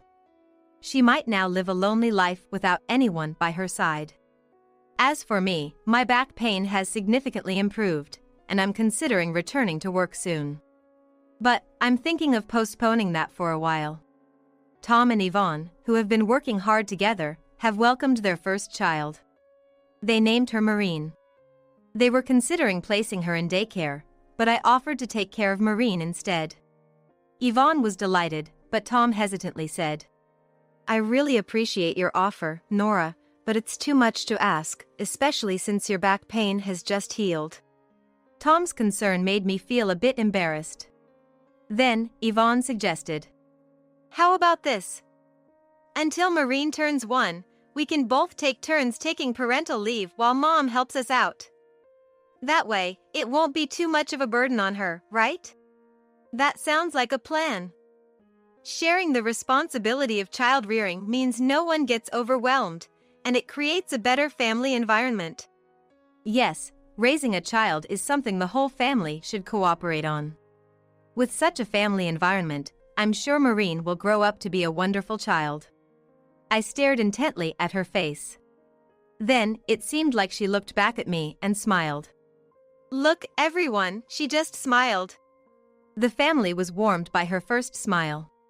Seeing such a lovely smile makes me almost forget my back pain. I want to cherish these happy moments for as long as possible. In the early afternoon on a weekday, feeling unwell, I brought my daughter back home and noticed something odd upon arrival. There shouldn't have been anyone at home, yet my husband's car was parked outside for some reason. Didn't Dad say he was gonna drive to the ceremony? That day, my husband was supposed to have left early in the morning to attend a relative's wedding by car. Feeling my heartbeat quicken, I said, "Let's just go inside for now," and quietly entered the house. Then, from the bedroom on the second floor, I could hear some noises. With a sinking feeling, I approached the bedroom. The bedroom door was slightly open, allowing me to sneak a peek inside, even though it was dim. When I stealthily looked inside, I was met with an unbelievable scene. What? I couldn't help but let out a sound. My daughter also peeks inside from behind me, and then, with a eek, she closes her eyes and steps back. In the bed was my husband. And a familiar woman. The figure of my mother-in-law, my husband's mother. Yes, what was unfolding before me and my daughter was the scene of their infidelity. My husband, who had always been kind to both me and my daughter. The mother-in-law who was easy to talk to and helped with raising our child. Beautiful memories shatter loudly, like fragile glass breaking into pieces. What? This is disgusting. Absolutely not. Horrible. Mom, over here. My daughter quietly tugged at my hand, urging me to step back from the scene. Tears were welling up in her eyes, seemingly about to cry at the worst sight imaginable. I too was stunned, my mind going blank, unable to move. But how could I forgive these two for such betrayal? I decided to contact someone. My name is Samantha, 45 years old. I live with Ken, who is 5 years younger than me, and our daughter, Madison, a freshman in college. Ken and I met through a friend, and it didn't take long for us to start dating. After about a year, we began living together. Our relationship progressed smoothly, and soon, Ken proposed to me at a restaurant with a beautiful night view, and we decided to get married. The first time I met Ken's parents during the marriage introduction, I thought they seemed very classy and kind. However, what caught my attention was how young Ken's mother, Minnie, appeared. She looked incredibly youthful and beautiful, not matching her age. I married Ken when I was about 25. Usually, parents around this time are about 50 years old. But no matter how you looked at it, Ken's mom didn't seem to be around 50. She was slim and very beautiful. Seeing my confusion, Ken explained from behind, "My parents remarried when I was in middle school. My dad was 49, and my stepmom was 37 then. It was one of those age gap marriages." That made sense to me. When Dad brought Mom home saying he wanted to remarry when I was in 5th grade, I was shocked by her youth and had a mixed feelings. Yeah, it would be surprising to have such a beautiful person as your new mom. Well, but Dad seemed happy, so I was happy too, and now I'm glad she became part of the family, he said with a gentle smile. I had never heard much about Ken's past, so getting to know more about him as we were getting married felt good. Minnie was easy to talk to, perhaps because of her youth. "Did Ken propose properly?" she asked with a grin. "Yes, at a fancy restaurant with a beautiful night view." "Wow, that's lovely. And? What do you like about Ken?" "Well, I guess it's his kindness. Also, he notices little things like if I change my makeup." Minnie was so easy to talk to that I found myself gushing without realizing. "Ah, Ken's got good points, huh?" Minnie said, nudging Ken with her elbow. "Come on, Mom, stop it." "That's embarrassing," Ken said, blushing but looking pleased. Though not related by blood, it was clear the in-laws really got along well. When my husband introduced me to his in-laws, he said this. "When Dad first brought Mom over, I was going through puberty, so it was a bit complicated. But more than that, I was happy. I had been lonely since I was a child, without siblings or a mother. But when Mom became part of the family, our home felt brighter. I realized then that you don't have to be blood-related to be a real family. That's why I want to build a happy and close family with Samantha, just like Dad and Mom. I want us to become a true family." My husband said that and held my hand. Ken. I felt as if I saw his commitment to our marriage. He had overcome loneliness with his family. I resolved in my heart to cherish Ken and to become a family like his parents. When I introduced Ken to my parents, they quickly became friendly thanks to his inherent brightness. My parents warmly accepted him, and we were blessed by many relatives and friends at our wedding. Soon after, we were blessed with a child. "Really?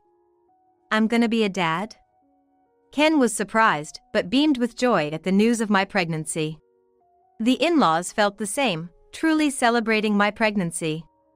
After a while, we found out the sex of the baby and learned that it was a girl.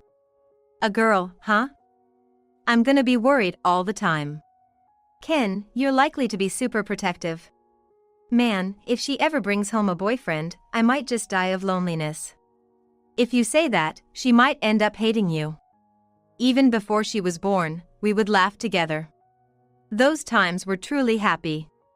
Since getting pregnant, he has been working even harder at his job and has been more proactive than ever in helping around the house.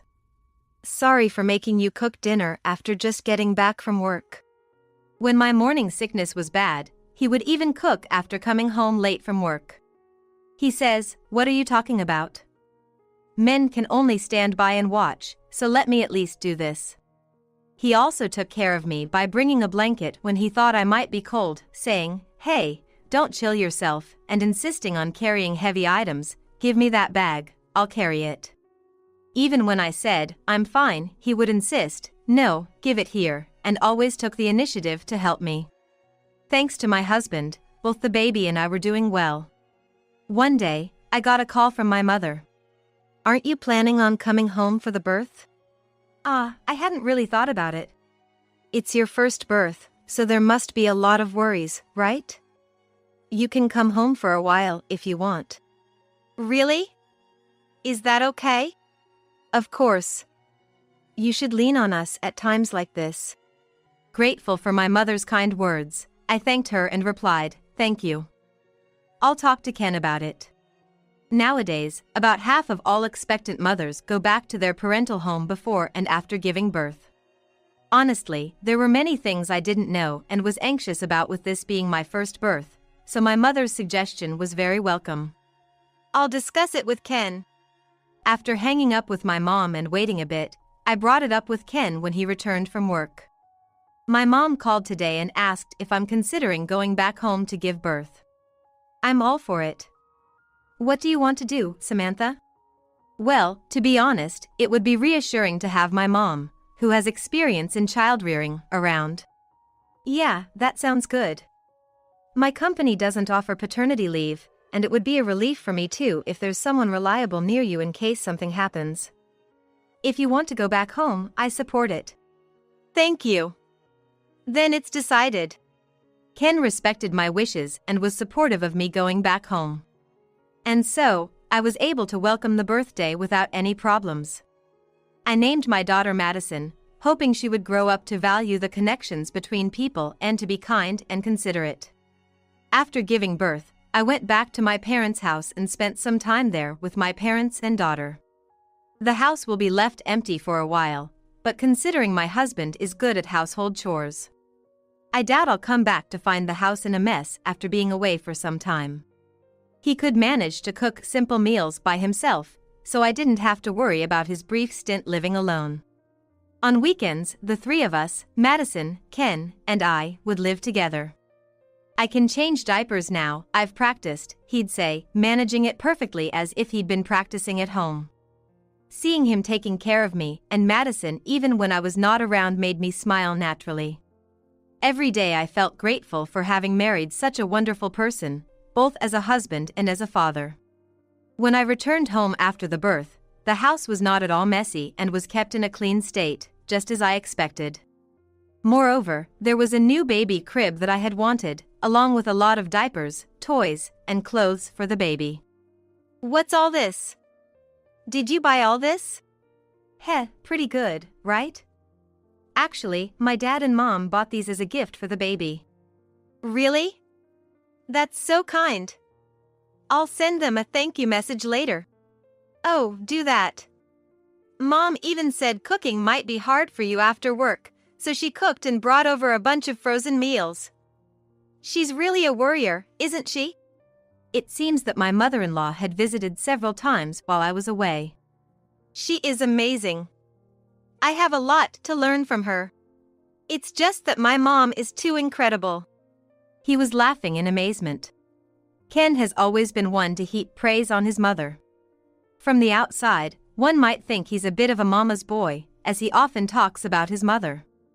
He would say things like, "For her age, Mom is really beautiful," or "The meals Mom makes are out of this world," and at the beginning of our marriage, it bothered me a bit, but he never said I should be like his mother.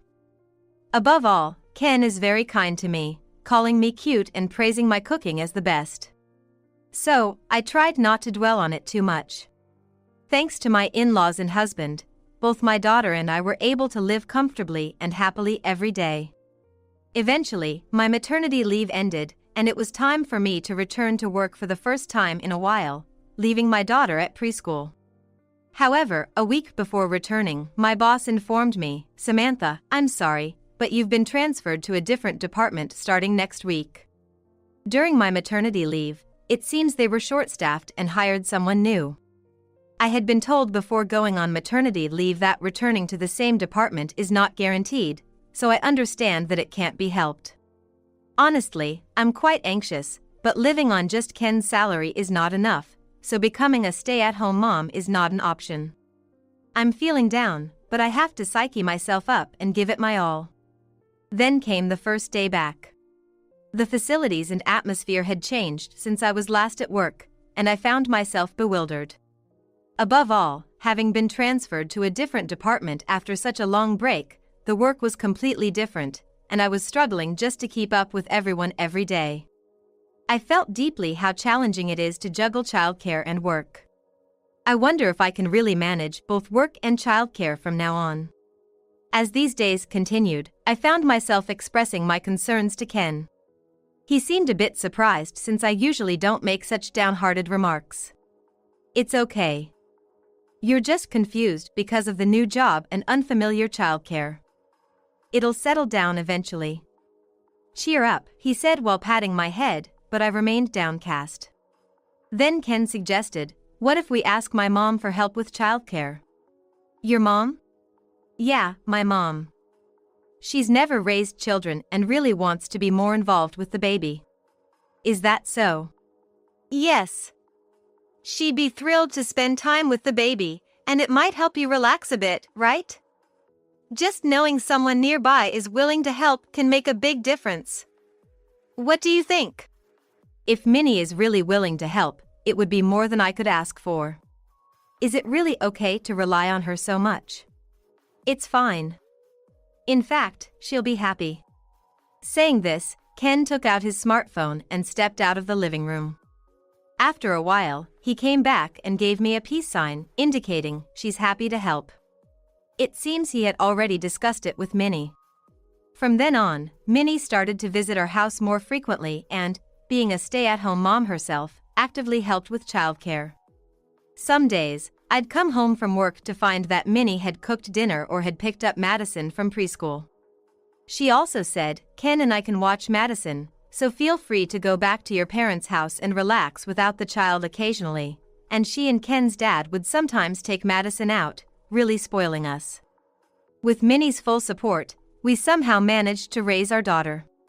Time flew by, and Madison turned 17. Becoming a lawyer has been Madison's dream since she was young. To achieve her dream, her goal seems to be attending a prestigious university, and she has been very busy lately with tutoring and extra classes. During this time, we received a wedding invitation from father-in-law's sister's granddaughter, Emily. "Emily, huh? It's been a while. Have you met her, Samantha?" "I met her briefly when we went to your parents' house for Christmas." "Right, not much acquaintance there." "The whole family is invited, but do you think we can attend that day?" "I'm fine. I can take a day off work." "But I wonder about Madison." "Well, it's a crucial time for her." "Yeah. Then, maybe I should go alone this time." "It's a shame after they invited all of us, but is that okay?" "It's fine. Everyone will understand. We can't leave Madison at home alone." "You're right, thank you. How are you getting to the venue?" The wedding venue for Emily seems to be a stylish place with a forest atmosphere, judging from the photos on the invitation. It's a lovely place, but it seems a bit hard to reach by train. Well, I won't be able to drink, but maybe I should drive." "That seems like the best idea." "Be careful." With my husband's suggestion, prioritizing our daughter, Madison and I will be absent, and only Ken will attend Emily's wedding. On the day of the wedding, Ken was dressed in his suit, his hair perfectly styled. Wow, Dad, looking sharp. Make sure to send photos from the wedding, okay? Heh, right? Oh, I'll send them. Keep up with your studies, Madison. Take care. With that, my husband headed off to the wedding venue. A while later, after sending Madison off to school, I went to work. I thought it was going to be just another regular day, but around lunchtime, I got a call from the school saying Madison seems to be feeling very unwell. Worried it might be the flu going around, I left work early in a panic to pick her up. I arrived at the school, put her in the car, and we headed straight to the hospital for a checkup, and fortunately, it wasn't the flu but likely just fatigue from the change of seasons. Both she and I were relieved, and I bought some easy-to-eat porridge and jelly for her before heading home. Once home, I noticed something odd. Ken's car, which shouldn't have been there, was parked in the driveway. Huh? Why is his car here? He was supposed to go by car, wasn't he? And I had seen him off this morning as he got into the car. Could he have forgotten something? But we checked last night that he had the wedding gift in his bag. What else could be so important that he had to come back for? Madison also noticed the car and asked, "Huh? Didn't Dad go by car today? Is he home?" tilting her head. Trying not to let my turmoil show, I replied, maybe he ended up taking the train after all. While we both found it strange, we cautiously opened the front door. As we entered, my heart skipped a beat in dread. Lined up next to Ken's shoes were a pair of women's shoes that I had never seen before. It was clear they weren't mine. A terrible suspicion began to swell inside me, and I could feel my heart racing faster than usual. What? Why? Is someone here? Why? We looked at each other. No, it can't be. Madison seemed to share my dread, and we stood there, stunned. Let's go in slowly. Though puzzled, Madison followed my lead, careful to make no noise. And so, we quietly entered the house. Even as we stepped into the living room, there was no sign of anyone. See, Dad's not here after all. I'm going back to my room. When my daughter was about to go back to her room, I called out, "Wait a minute, want to go up together?" I was unable to shake off the uneasy feeling despite her wanting to go up alone. Thus, we went upstairs together. But halfway up, we noticed something amiss. Isn't the light in Mom and Dad's bedroom on? I was sure I had turned off all the lights before heading out this morning. I thought I turned it off. Wait, Mom, do you hear that? Indeed, there was a faint sound, barely audible. It seemed to be coming from our bedroom. I walked ahead, filled with dread, and approached the bedroom. The door was slightly ajar, allowing us to glimpse inside the dimly lit room. Peering in stealthily, we were confronted with an unbelievable scene. What? I couldn't help but let out a sound. My daughter, peeking from behind me, screamed, "No!" Inside, there were my mother-in-law and husband who should have been attending Emily's wedding. Furthermore, anyone could see they were blatantly engaged in an affair, completely naked. Witnessing such a scene, my daughter said ugh and, covering her mouth, started to retch as she backed away. Why? It's so gross, I can't handle this. This is horrible. Mom, over here. In a whisper, Madison tried to pull me away from the spot. Tears filled her eyes, about to cry at the horrible sight. I was in the same state. My mind went blank, and I stood there, dazed, unable to move. Madison repeatedly tugged at my hand, calling out, "Mom." How could I have not noticed before? My always kind husband. The husband who perfectly managed household chores and childcare. My beloved husband. As both Madison's father and my spouse, I believed he was the ideal man without a doubt. Madison felt the same way. She respected her gentle father. Today, she even complimented him, saying, "You look cool," as we saw him off together. I regret exposing my daughter to such a horrendous scene. Both Madison and I loved my husband and Minnie. Yet, in an instant, our happiness crumbled. Since the beginning of our marriage, my husband always looked at Minnie with kind eyes. He would frequently invite her over, and she was even visiting our home during my pregnancy. He also excessively praised her. It would be a lie to say I never found it strange. But I believed there was a genuine parent-child love between them, even if they weren't biologically related. I trusted them. But the love between my husband and Minnie was not of a normal parent and child, but as lovers. As I was standing dazed in my daughter's room, she said, "Mom, we can't just stand by. We need to take action." "I have an idea," and she went back towards the bedroom. Then she pulled out her smartphone and started recording a video of the two, caught in the act. "What are you doing filming that?" I tried to stop her in a panic, but Madison insisted, "We have to. We need solid evidence so those two can't deny anything," and continued filming. She seemed disgusted, closing her eyes to avoid the sight but kept recording to gather evidence. "Madison, are you okay?" I was concerned about her since she was feeling unwell earlier, but she said, "I'm fine now, the adrenaline is kicking in." The evidence comes first, seemingly forgetting her ailment. Despite Madison and I whispering among ourselves, the two of them didn't notice at all. They must be so engrossed in each other that they've become oblivious to their surroundings. After a while of capturing evidence, Madison and I began to calm down somewhat. How should we confront them? Just then, from the bedroom, I heard my husband suggestively saying, "Mama, let's take a bath together." "Madison, they're coming out of the bedroom. This is bad." Madison and I quickly hid in her room. "Ew, he's calling her mama?" "Gross," Madison muttered under her breath. What should we do in this situation? Should we confront my husband and Minnie with the video evidence, threatening to expose them? No, emotions would likely get in the way, and we wouldn't be able to have a rational discussion. Besides, Madison and I alone might not be able to stand up to them. Then, I had a plan.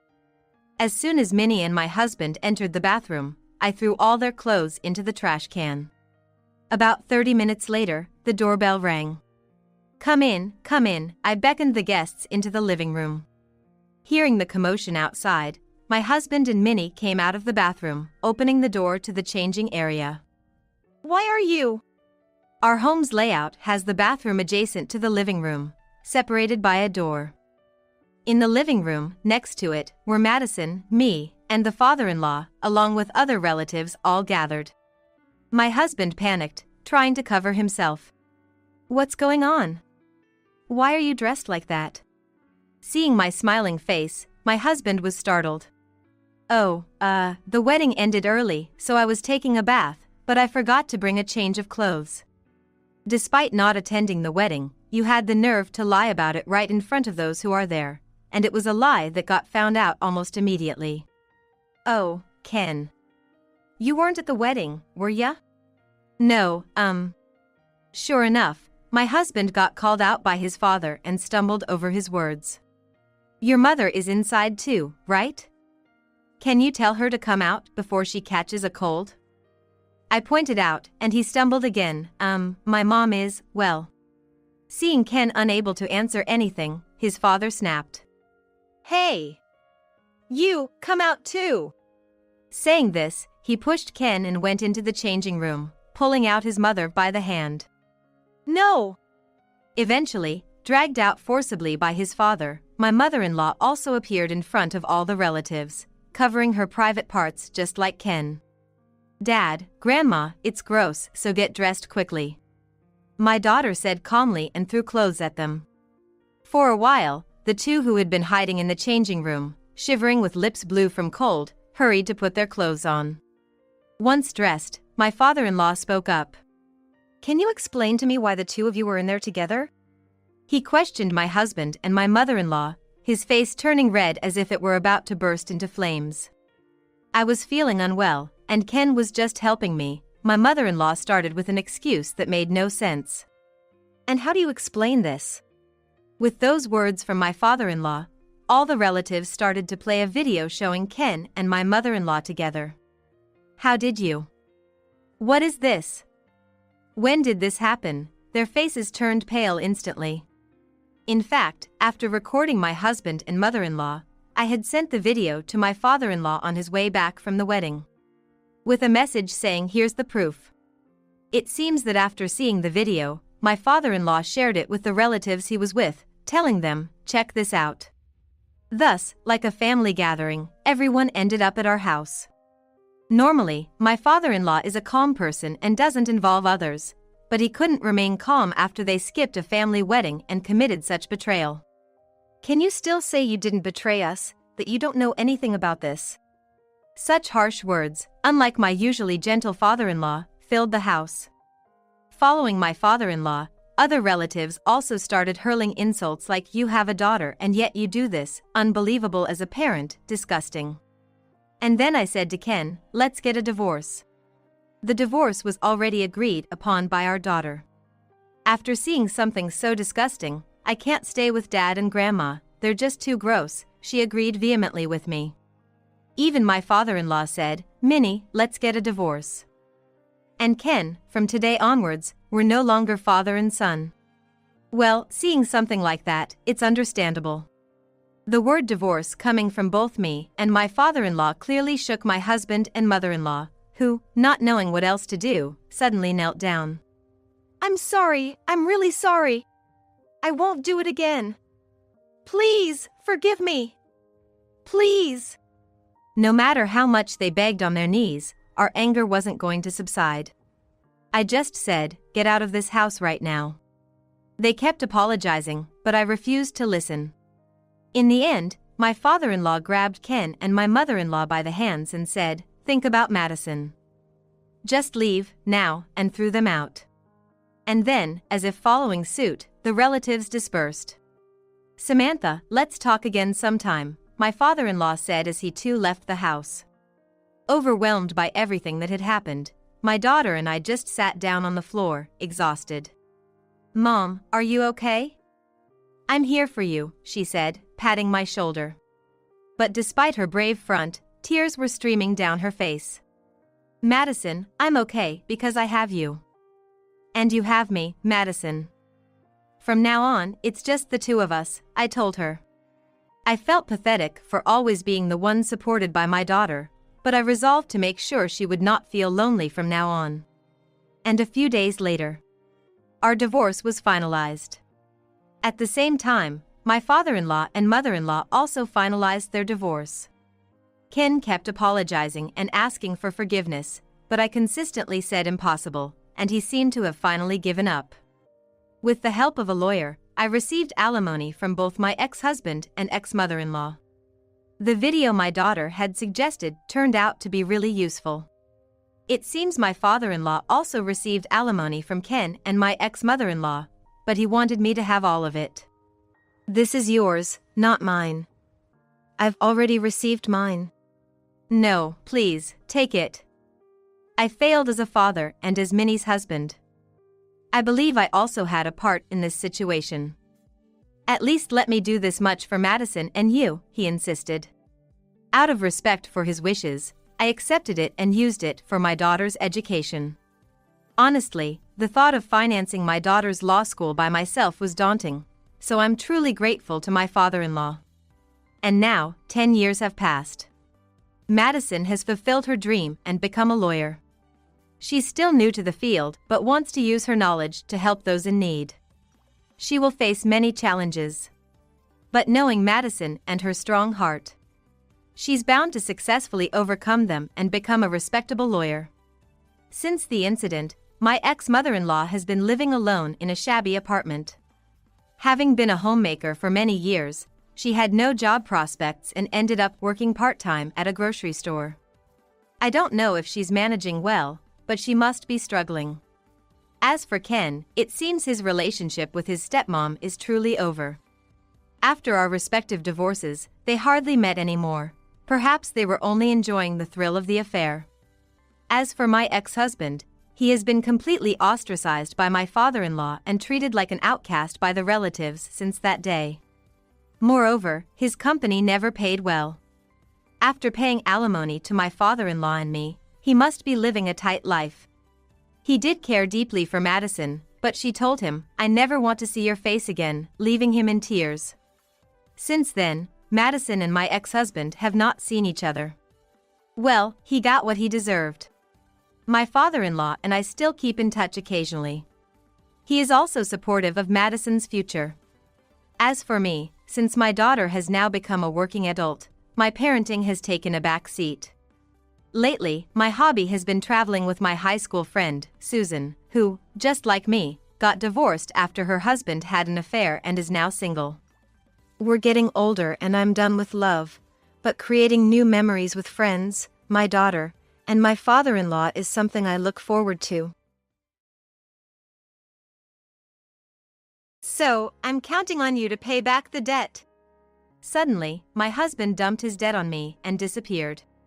No matter how many times I contacted him, I could never get through. What am I gonna do? I can't pay this huge amount. However, there were people who saved me when I was at my wit's end. Mom, it's gonna be okay. That was my daughter. My name is Emily Johnson, I'm 35 years old. I live with my husband, Michael, work full-time and juggling with house chores. I met Michael at a matchmaking party that was supposed to be a way to make up for something.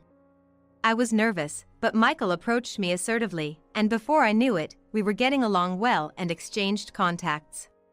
After that, as we kept in touch, we became attracted to each other. And then, we started dating. I never thought I'd end up dating a man I met at a matchmaking party. When we started dating, I mentioned Michael to my sister, Elizabeth. Then Elizabeth laughed out loud and said this. You, dating a guy you met at a matchmaking party? I thought you'd quietly date someone from work. I've always been a quiet type, and even after I started drinking, I never went out for drinks with colleagues or friends. I'm surprised myself. Just went to fill the numbers, right? Yeah. When I showed her a photo of Michael, she exclaimed, he's surprisingly handsome.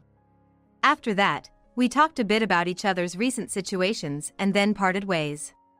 Elizabeth is single and doesn't have a boyfriend.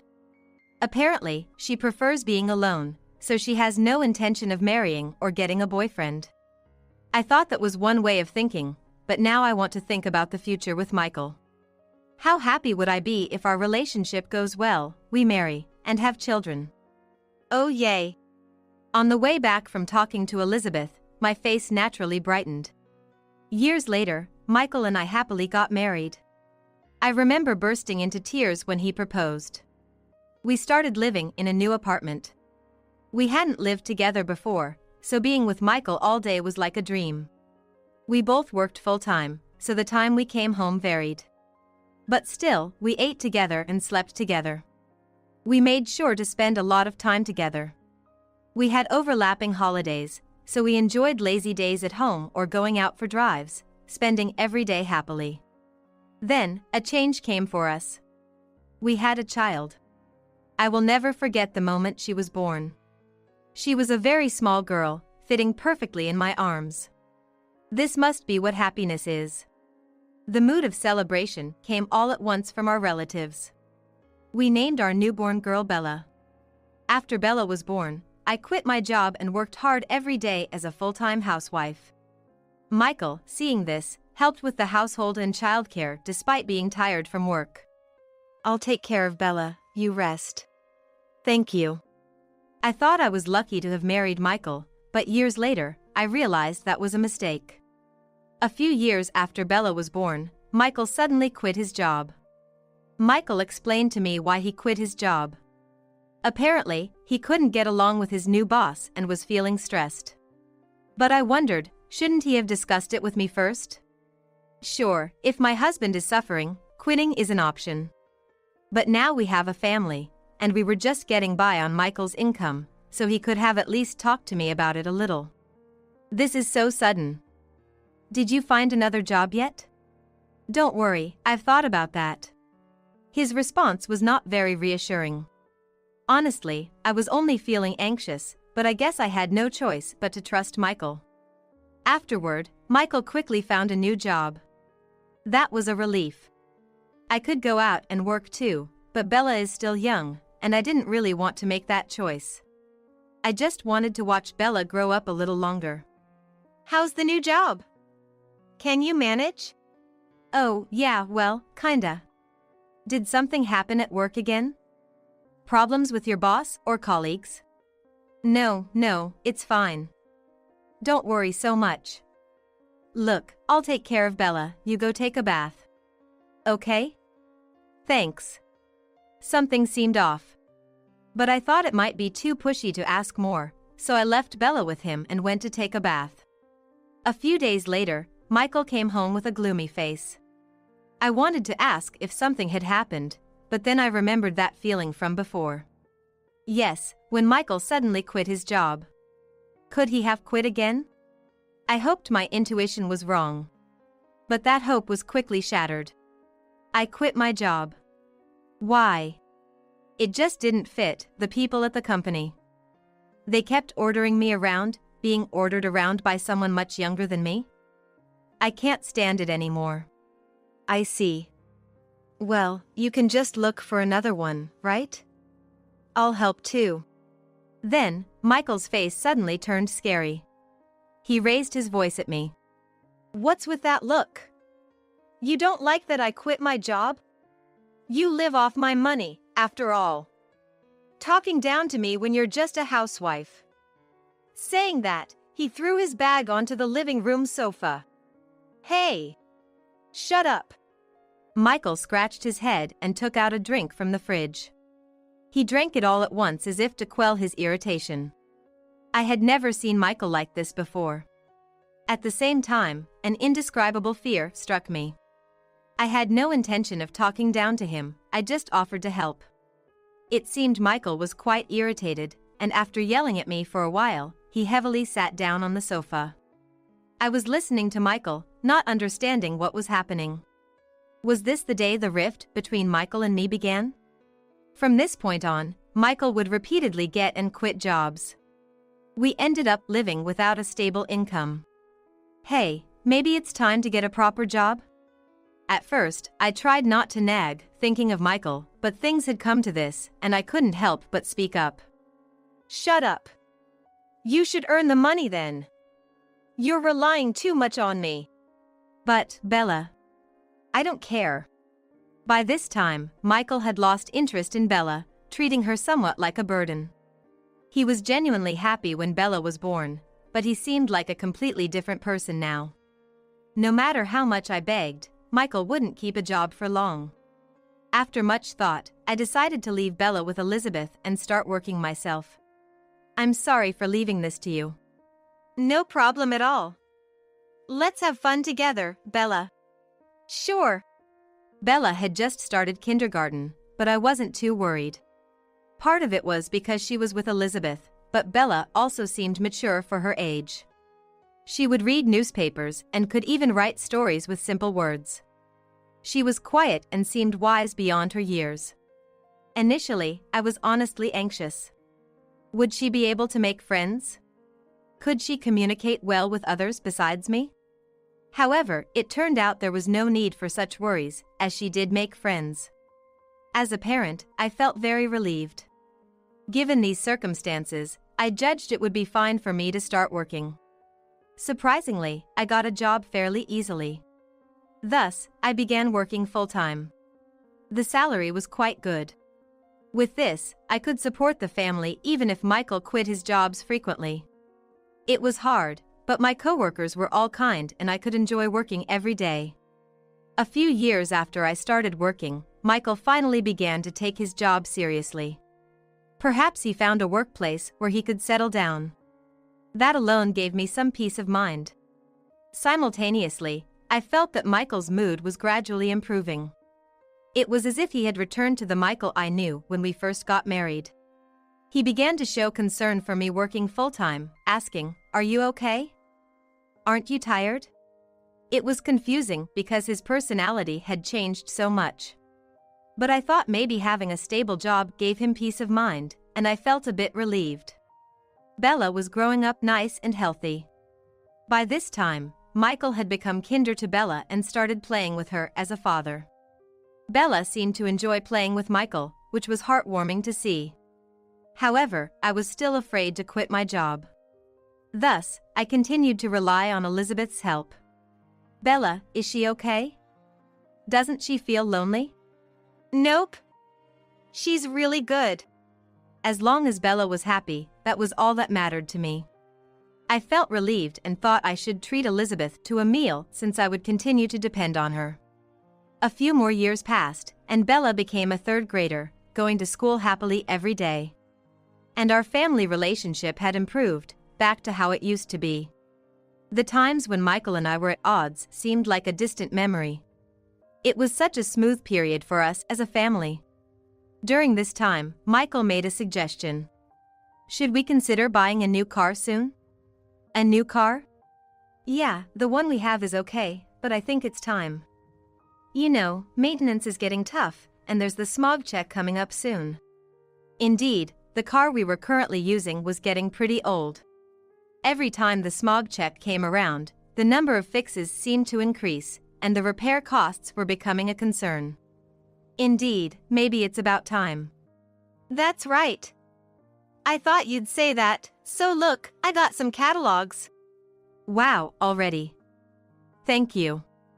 I was a bit taken aback that Michael was already set on buying a new car, but we looked through the catalogs together. Bella, come here. Which car do you want to ride in?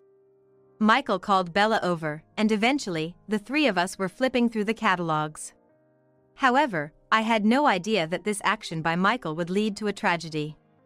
A few months later, we finally decided on a car, and it was delivered. It was a brand new car costing over $30,000. The car loan was in my name. Normally, it would be in Michael's name, but his job history was so unstable that I feared he wouldn't pass the credit check. I resolved to work even harder from now on to pay off the loan. I thought Michael felt the same. But my thoughts were completely off mark. Shockingly, Michael stopped coming home. He disappeared somewhere with the new car. Could Michael have been involved in some incident? While I was confused, I received a call. The caller ID showed it was from Michael. Hello. Michael. Where are you now? I was so worried that I raised my voice without thinking. Hey, don't shout like that. But, you suddenly disappeared, and the car is gone too. I was worried whether you ran away or got involved in some incident. I desperately explained how worried I was about Michael. But Michael laughed off my concerns and revealed shocking news. Actually, I've fallen in love with someone else. I love her more than you. What? What do you mean? Just what I said. I found someone I like more than you. I've filed for divorce, so don't bother me anymore. Divorce. This is too sudden. I didn't remember signing any divorce papers, but then I recalled writing them during a fight with Michael. Once signed, divorce papers indicate intent to divorce. I regretted writing them in the heat of the moment. Oh, and there's the matter of my debt. Kind of your problem now. Debt? How much? About $600,000? You take care of it, will you? Saying that, Michael hung up. Is this even possible? Was that smile he always showed me all a lie? As I thought this, all strength left me. Mom, are you okay? Bella gently rubbed my back as I sat slumped on the floor. Yeah, I'm fine. Thank you. I said I was fine, but of course, I was not. How am I supposed to live now, burdened with such a massive debt? $600,000 is just too much to pay off. And the car payments are in my name too. I quickly started searching for my ATM card. Shelves, cupboards, counter, locker. I searched everywhere I could think of, but it was nowhere to be found. My ATM card was anywhere to be seen. I opened the banking app on my smartphone. The balance was reduced. I had no memory of withdrawing any money. The only person who could have done this was Michael. I couldn't get through to Michael at all. It's no use. I was lost, feeling utterly defeated. But right now, I needed to focus on earning money. There was no time to dwell on my worries. So, I redirected my attention to work. I didn't want to worry Elizabeth, so I told her nothing. Of course, I didn't tell Bella either. A few weeks after Michael had run away, I lost consciousness at work. When I woke up, I was in the hospital. What? Emily!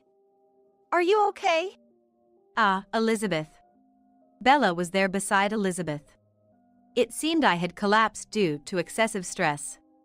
Moreover, I was forced to stay in the hospital for a few days for thorough examinations. Hospitalized. Once you're discharged, we should talk about Michael. I've heard everything from Bella. From Bella. Did you know everything? Yeah. I actually heard the phone conversation with Dad. I couldn't believe Bella knew everything. I wondered if Elizabeth would scold me after being discharged, which made me a bit gloomy. The next day, the examinations began. Then, to my shock, they found cancer. It wasn't too advanced, so they said I could get much better after surgery, so I underwent the operation. Afterward, I was discharged, which was good, but I wasn't in a condition to work for a while. I had no savings, no income. And on top of that, I needed to pay for the surgery and hospitalization costs. During this time, Elizabeth and Bella were the ones who helped me. Bella had detailed to Elizabeth about my situation and what Michael had done. Hearing this, Elizabeth was furious. She wanted to find Michael and make him pay for the debt and alimony. However, Michael's whereabouts were unknown. We don't know where Michael is. How can we claim anything? Then, Elizabeth had a suggestion. Michael had the car registered under your name, right? Since you're the legal owner, why not take it back first? Can we do that? When I expressed my doubt, Elizabeth revealed something surprising. Actually, I found out where Michael works. It seemed that Michael was working at a company in the same building as Elizabeth. Elizabeth mostly worked remotely, but she said she saw him occasionally when she went to the office. If that was the case, then we should go to Michael right now. I was ready to confront him immediately. If we left him alone, he might disappear somewhere. However, Elizabeth stopped me. It's reckless to go without a plan. I have a good idea. Well, not just me, but Bella and I. Right. Plan. Elizabeth and Bella exchanged looks. I had no idea what they were planning. While I was staring blankly, Bella smiled broadly and said, "Don't worry, we've got it covered." What were they plotting? Even when I tried to find out, they wouldn't tell me. However, a month later, I found out what Elizabeth and Bella had done. While at Elizabeth's house, a call came in. Looking at the caller ID, it was Michael. I ignored the call once, but he kept calling persistently. Wondering what he wanted, I hesitantly answered, and Michael screamed in panic. Help me! What are you talking about? Just come quickly! I'm going to get arrested by the police if it stays like this. Michael then told me his current location before hanging up. Elizabeth and Bella, who had overheard the conversation, finally revealed their plan. Actually, we had filed a stolen vehicle report. And it was Bella's idea. Isn't that great? Bella blushed shyly. I thanked Elizabeth and Bella and headed to Michael's location. It was a park relatively close to our house.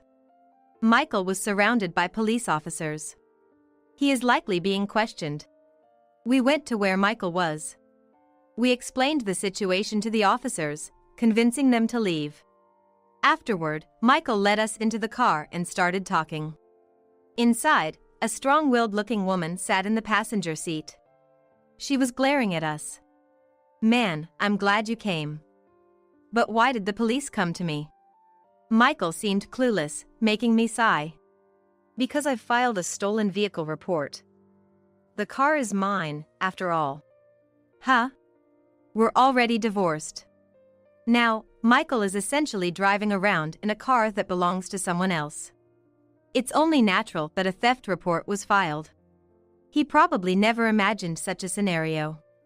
Bella then confronted Michael, piling on the pressure. Why did you leave us, Dad? Why did you leave us with all that debt? Why? Michael sighed wearily. But he said nothing. Planning to stay silent? If so, I can have you arrested.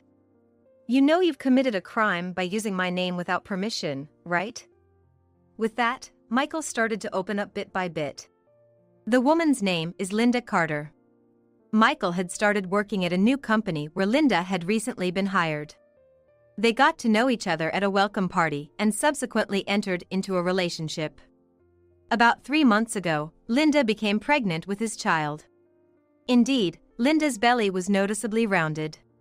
So, you abandoned us for her. Abandoned is such a harsh word. But it's true that you left us. Suddenly, Elizabeth jumped into the conversation, causing Michael to look bewildered. Watching this unfold, Elizabeth pushed forward. Then, Elizabeth started lecturing Michael about his past actions. Saddling me with his debt, his attitude towards his family, quitting jobs frequently, and his quick temper. It was unclear whether Michael was feeling remorseful or not as he kept his head down in silence. Linda seemed irritated by Michael's silence. I also asked about the reason for the debt, but he wouldn't say anything. Impatient with the silence, Linda blurted out a shocking truth. He took out loans in your name to buy me loads of designer goods. It was really the best. The result of Michael buying things for Linda was a debt of $600,000. What could he have possibly bought? From the looks of it, he must have purchased several items worth millions of yen each. It was utterly ridiculous. However, what caught my attention was Linda revealing the reason for the debt. If she was in on it with Michael, divulging this would put her at a disadvantage. As I pondered this, Bella asked Linda a question. "Hey, your belly is pretty big. Is it a baby? When is it due?" "In about 3 more months, I guess." "Due in 3 months? But that doesn't add up. If she got pregnant 3 months ago, there's still a long way to go until the birth." Elizabeth seemed to have thought the same, pressing Linda further. "Is that child really Michael's?" "It can't be, right? It's impossible for the baby to be born in 3 months." "Whose child is it?" Elizabeth was direct and to the point, much to my surprise. Linda appeared ready to spill everything. "Yeah, it's not Michael's child. I thought about hiding it, but it seemed like more trouble than it was worth, so I just let it out." "You revealed the debt issue too?" "Yes, I guess Michael, you are of no use to me anymore," she said with a vulgar laugh. Being in this hellish situation made me feel sick. Michael looked at Linda incredulously, as if he couldn't believe what he was hearing. "What do you mean by that?" "Just what I said." As Michael and Linda started arguing, the already dreadful atmosphere got even worse. But Elizabeth broke the tension. "We'll call the police now." "What? Why?" "You both don't seem to listen, and seem to forget, using Emily's name for loans is a crime. Plus, driving around a car without permission. After all, Emily and Michael are strangers now." With that, Elizabeth instructed me to call the police. Despite Michael and Linda's frantic attempts to stop me, I continued with the call. Soon, the flashing lights of a police car appeared. This was the moment to finally hold them accountable. For the debts and the car, everything needed to be settled. I felt a sense of relief wash over me. Following these events, Michael and Linda faced legal repercussions. They didn't end up in prison but were ordered to pay me compensation for damages, cover the debt, and provide child support. Despite their pleas through lawyers for a reduction, the final judgment was not in their favor, especially since Bella had recorded their conversation in the car, which served as evidence. I wondered why Bella had recorded them. Upon asking, she mentioned that she got the idea from a drama she was watching with Elizabeth, where a conversation was secretly recorded. I couldn't help but admire Bella's smart thinking, while also wondering what kind of dramas Elizabeth was showing her. Now, Bella and I were staying with Elizabeth. Our homes weren't far apart, so Bella's schooling was unaffected. Thankfully, the car was returned, and Michael was dealing with the debt. If only Michael hadn't made such reckless decisions, he wouldn't have found himself in this debt crisis. Without a doubt, none of this would have been possible without Elizabeth and Bella. "I'm resolved to work hard every day, living happily with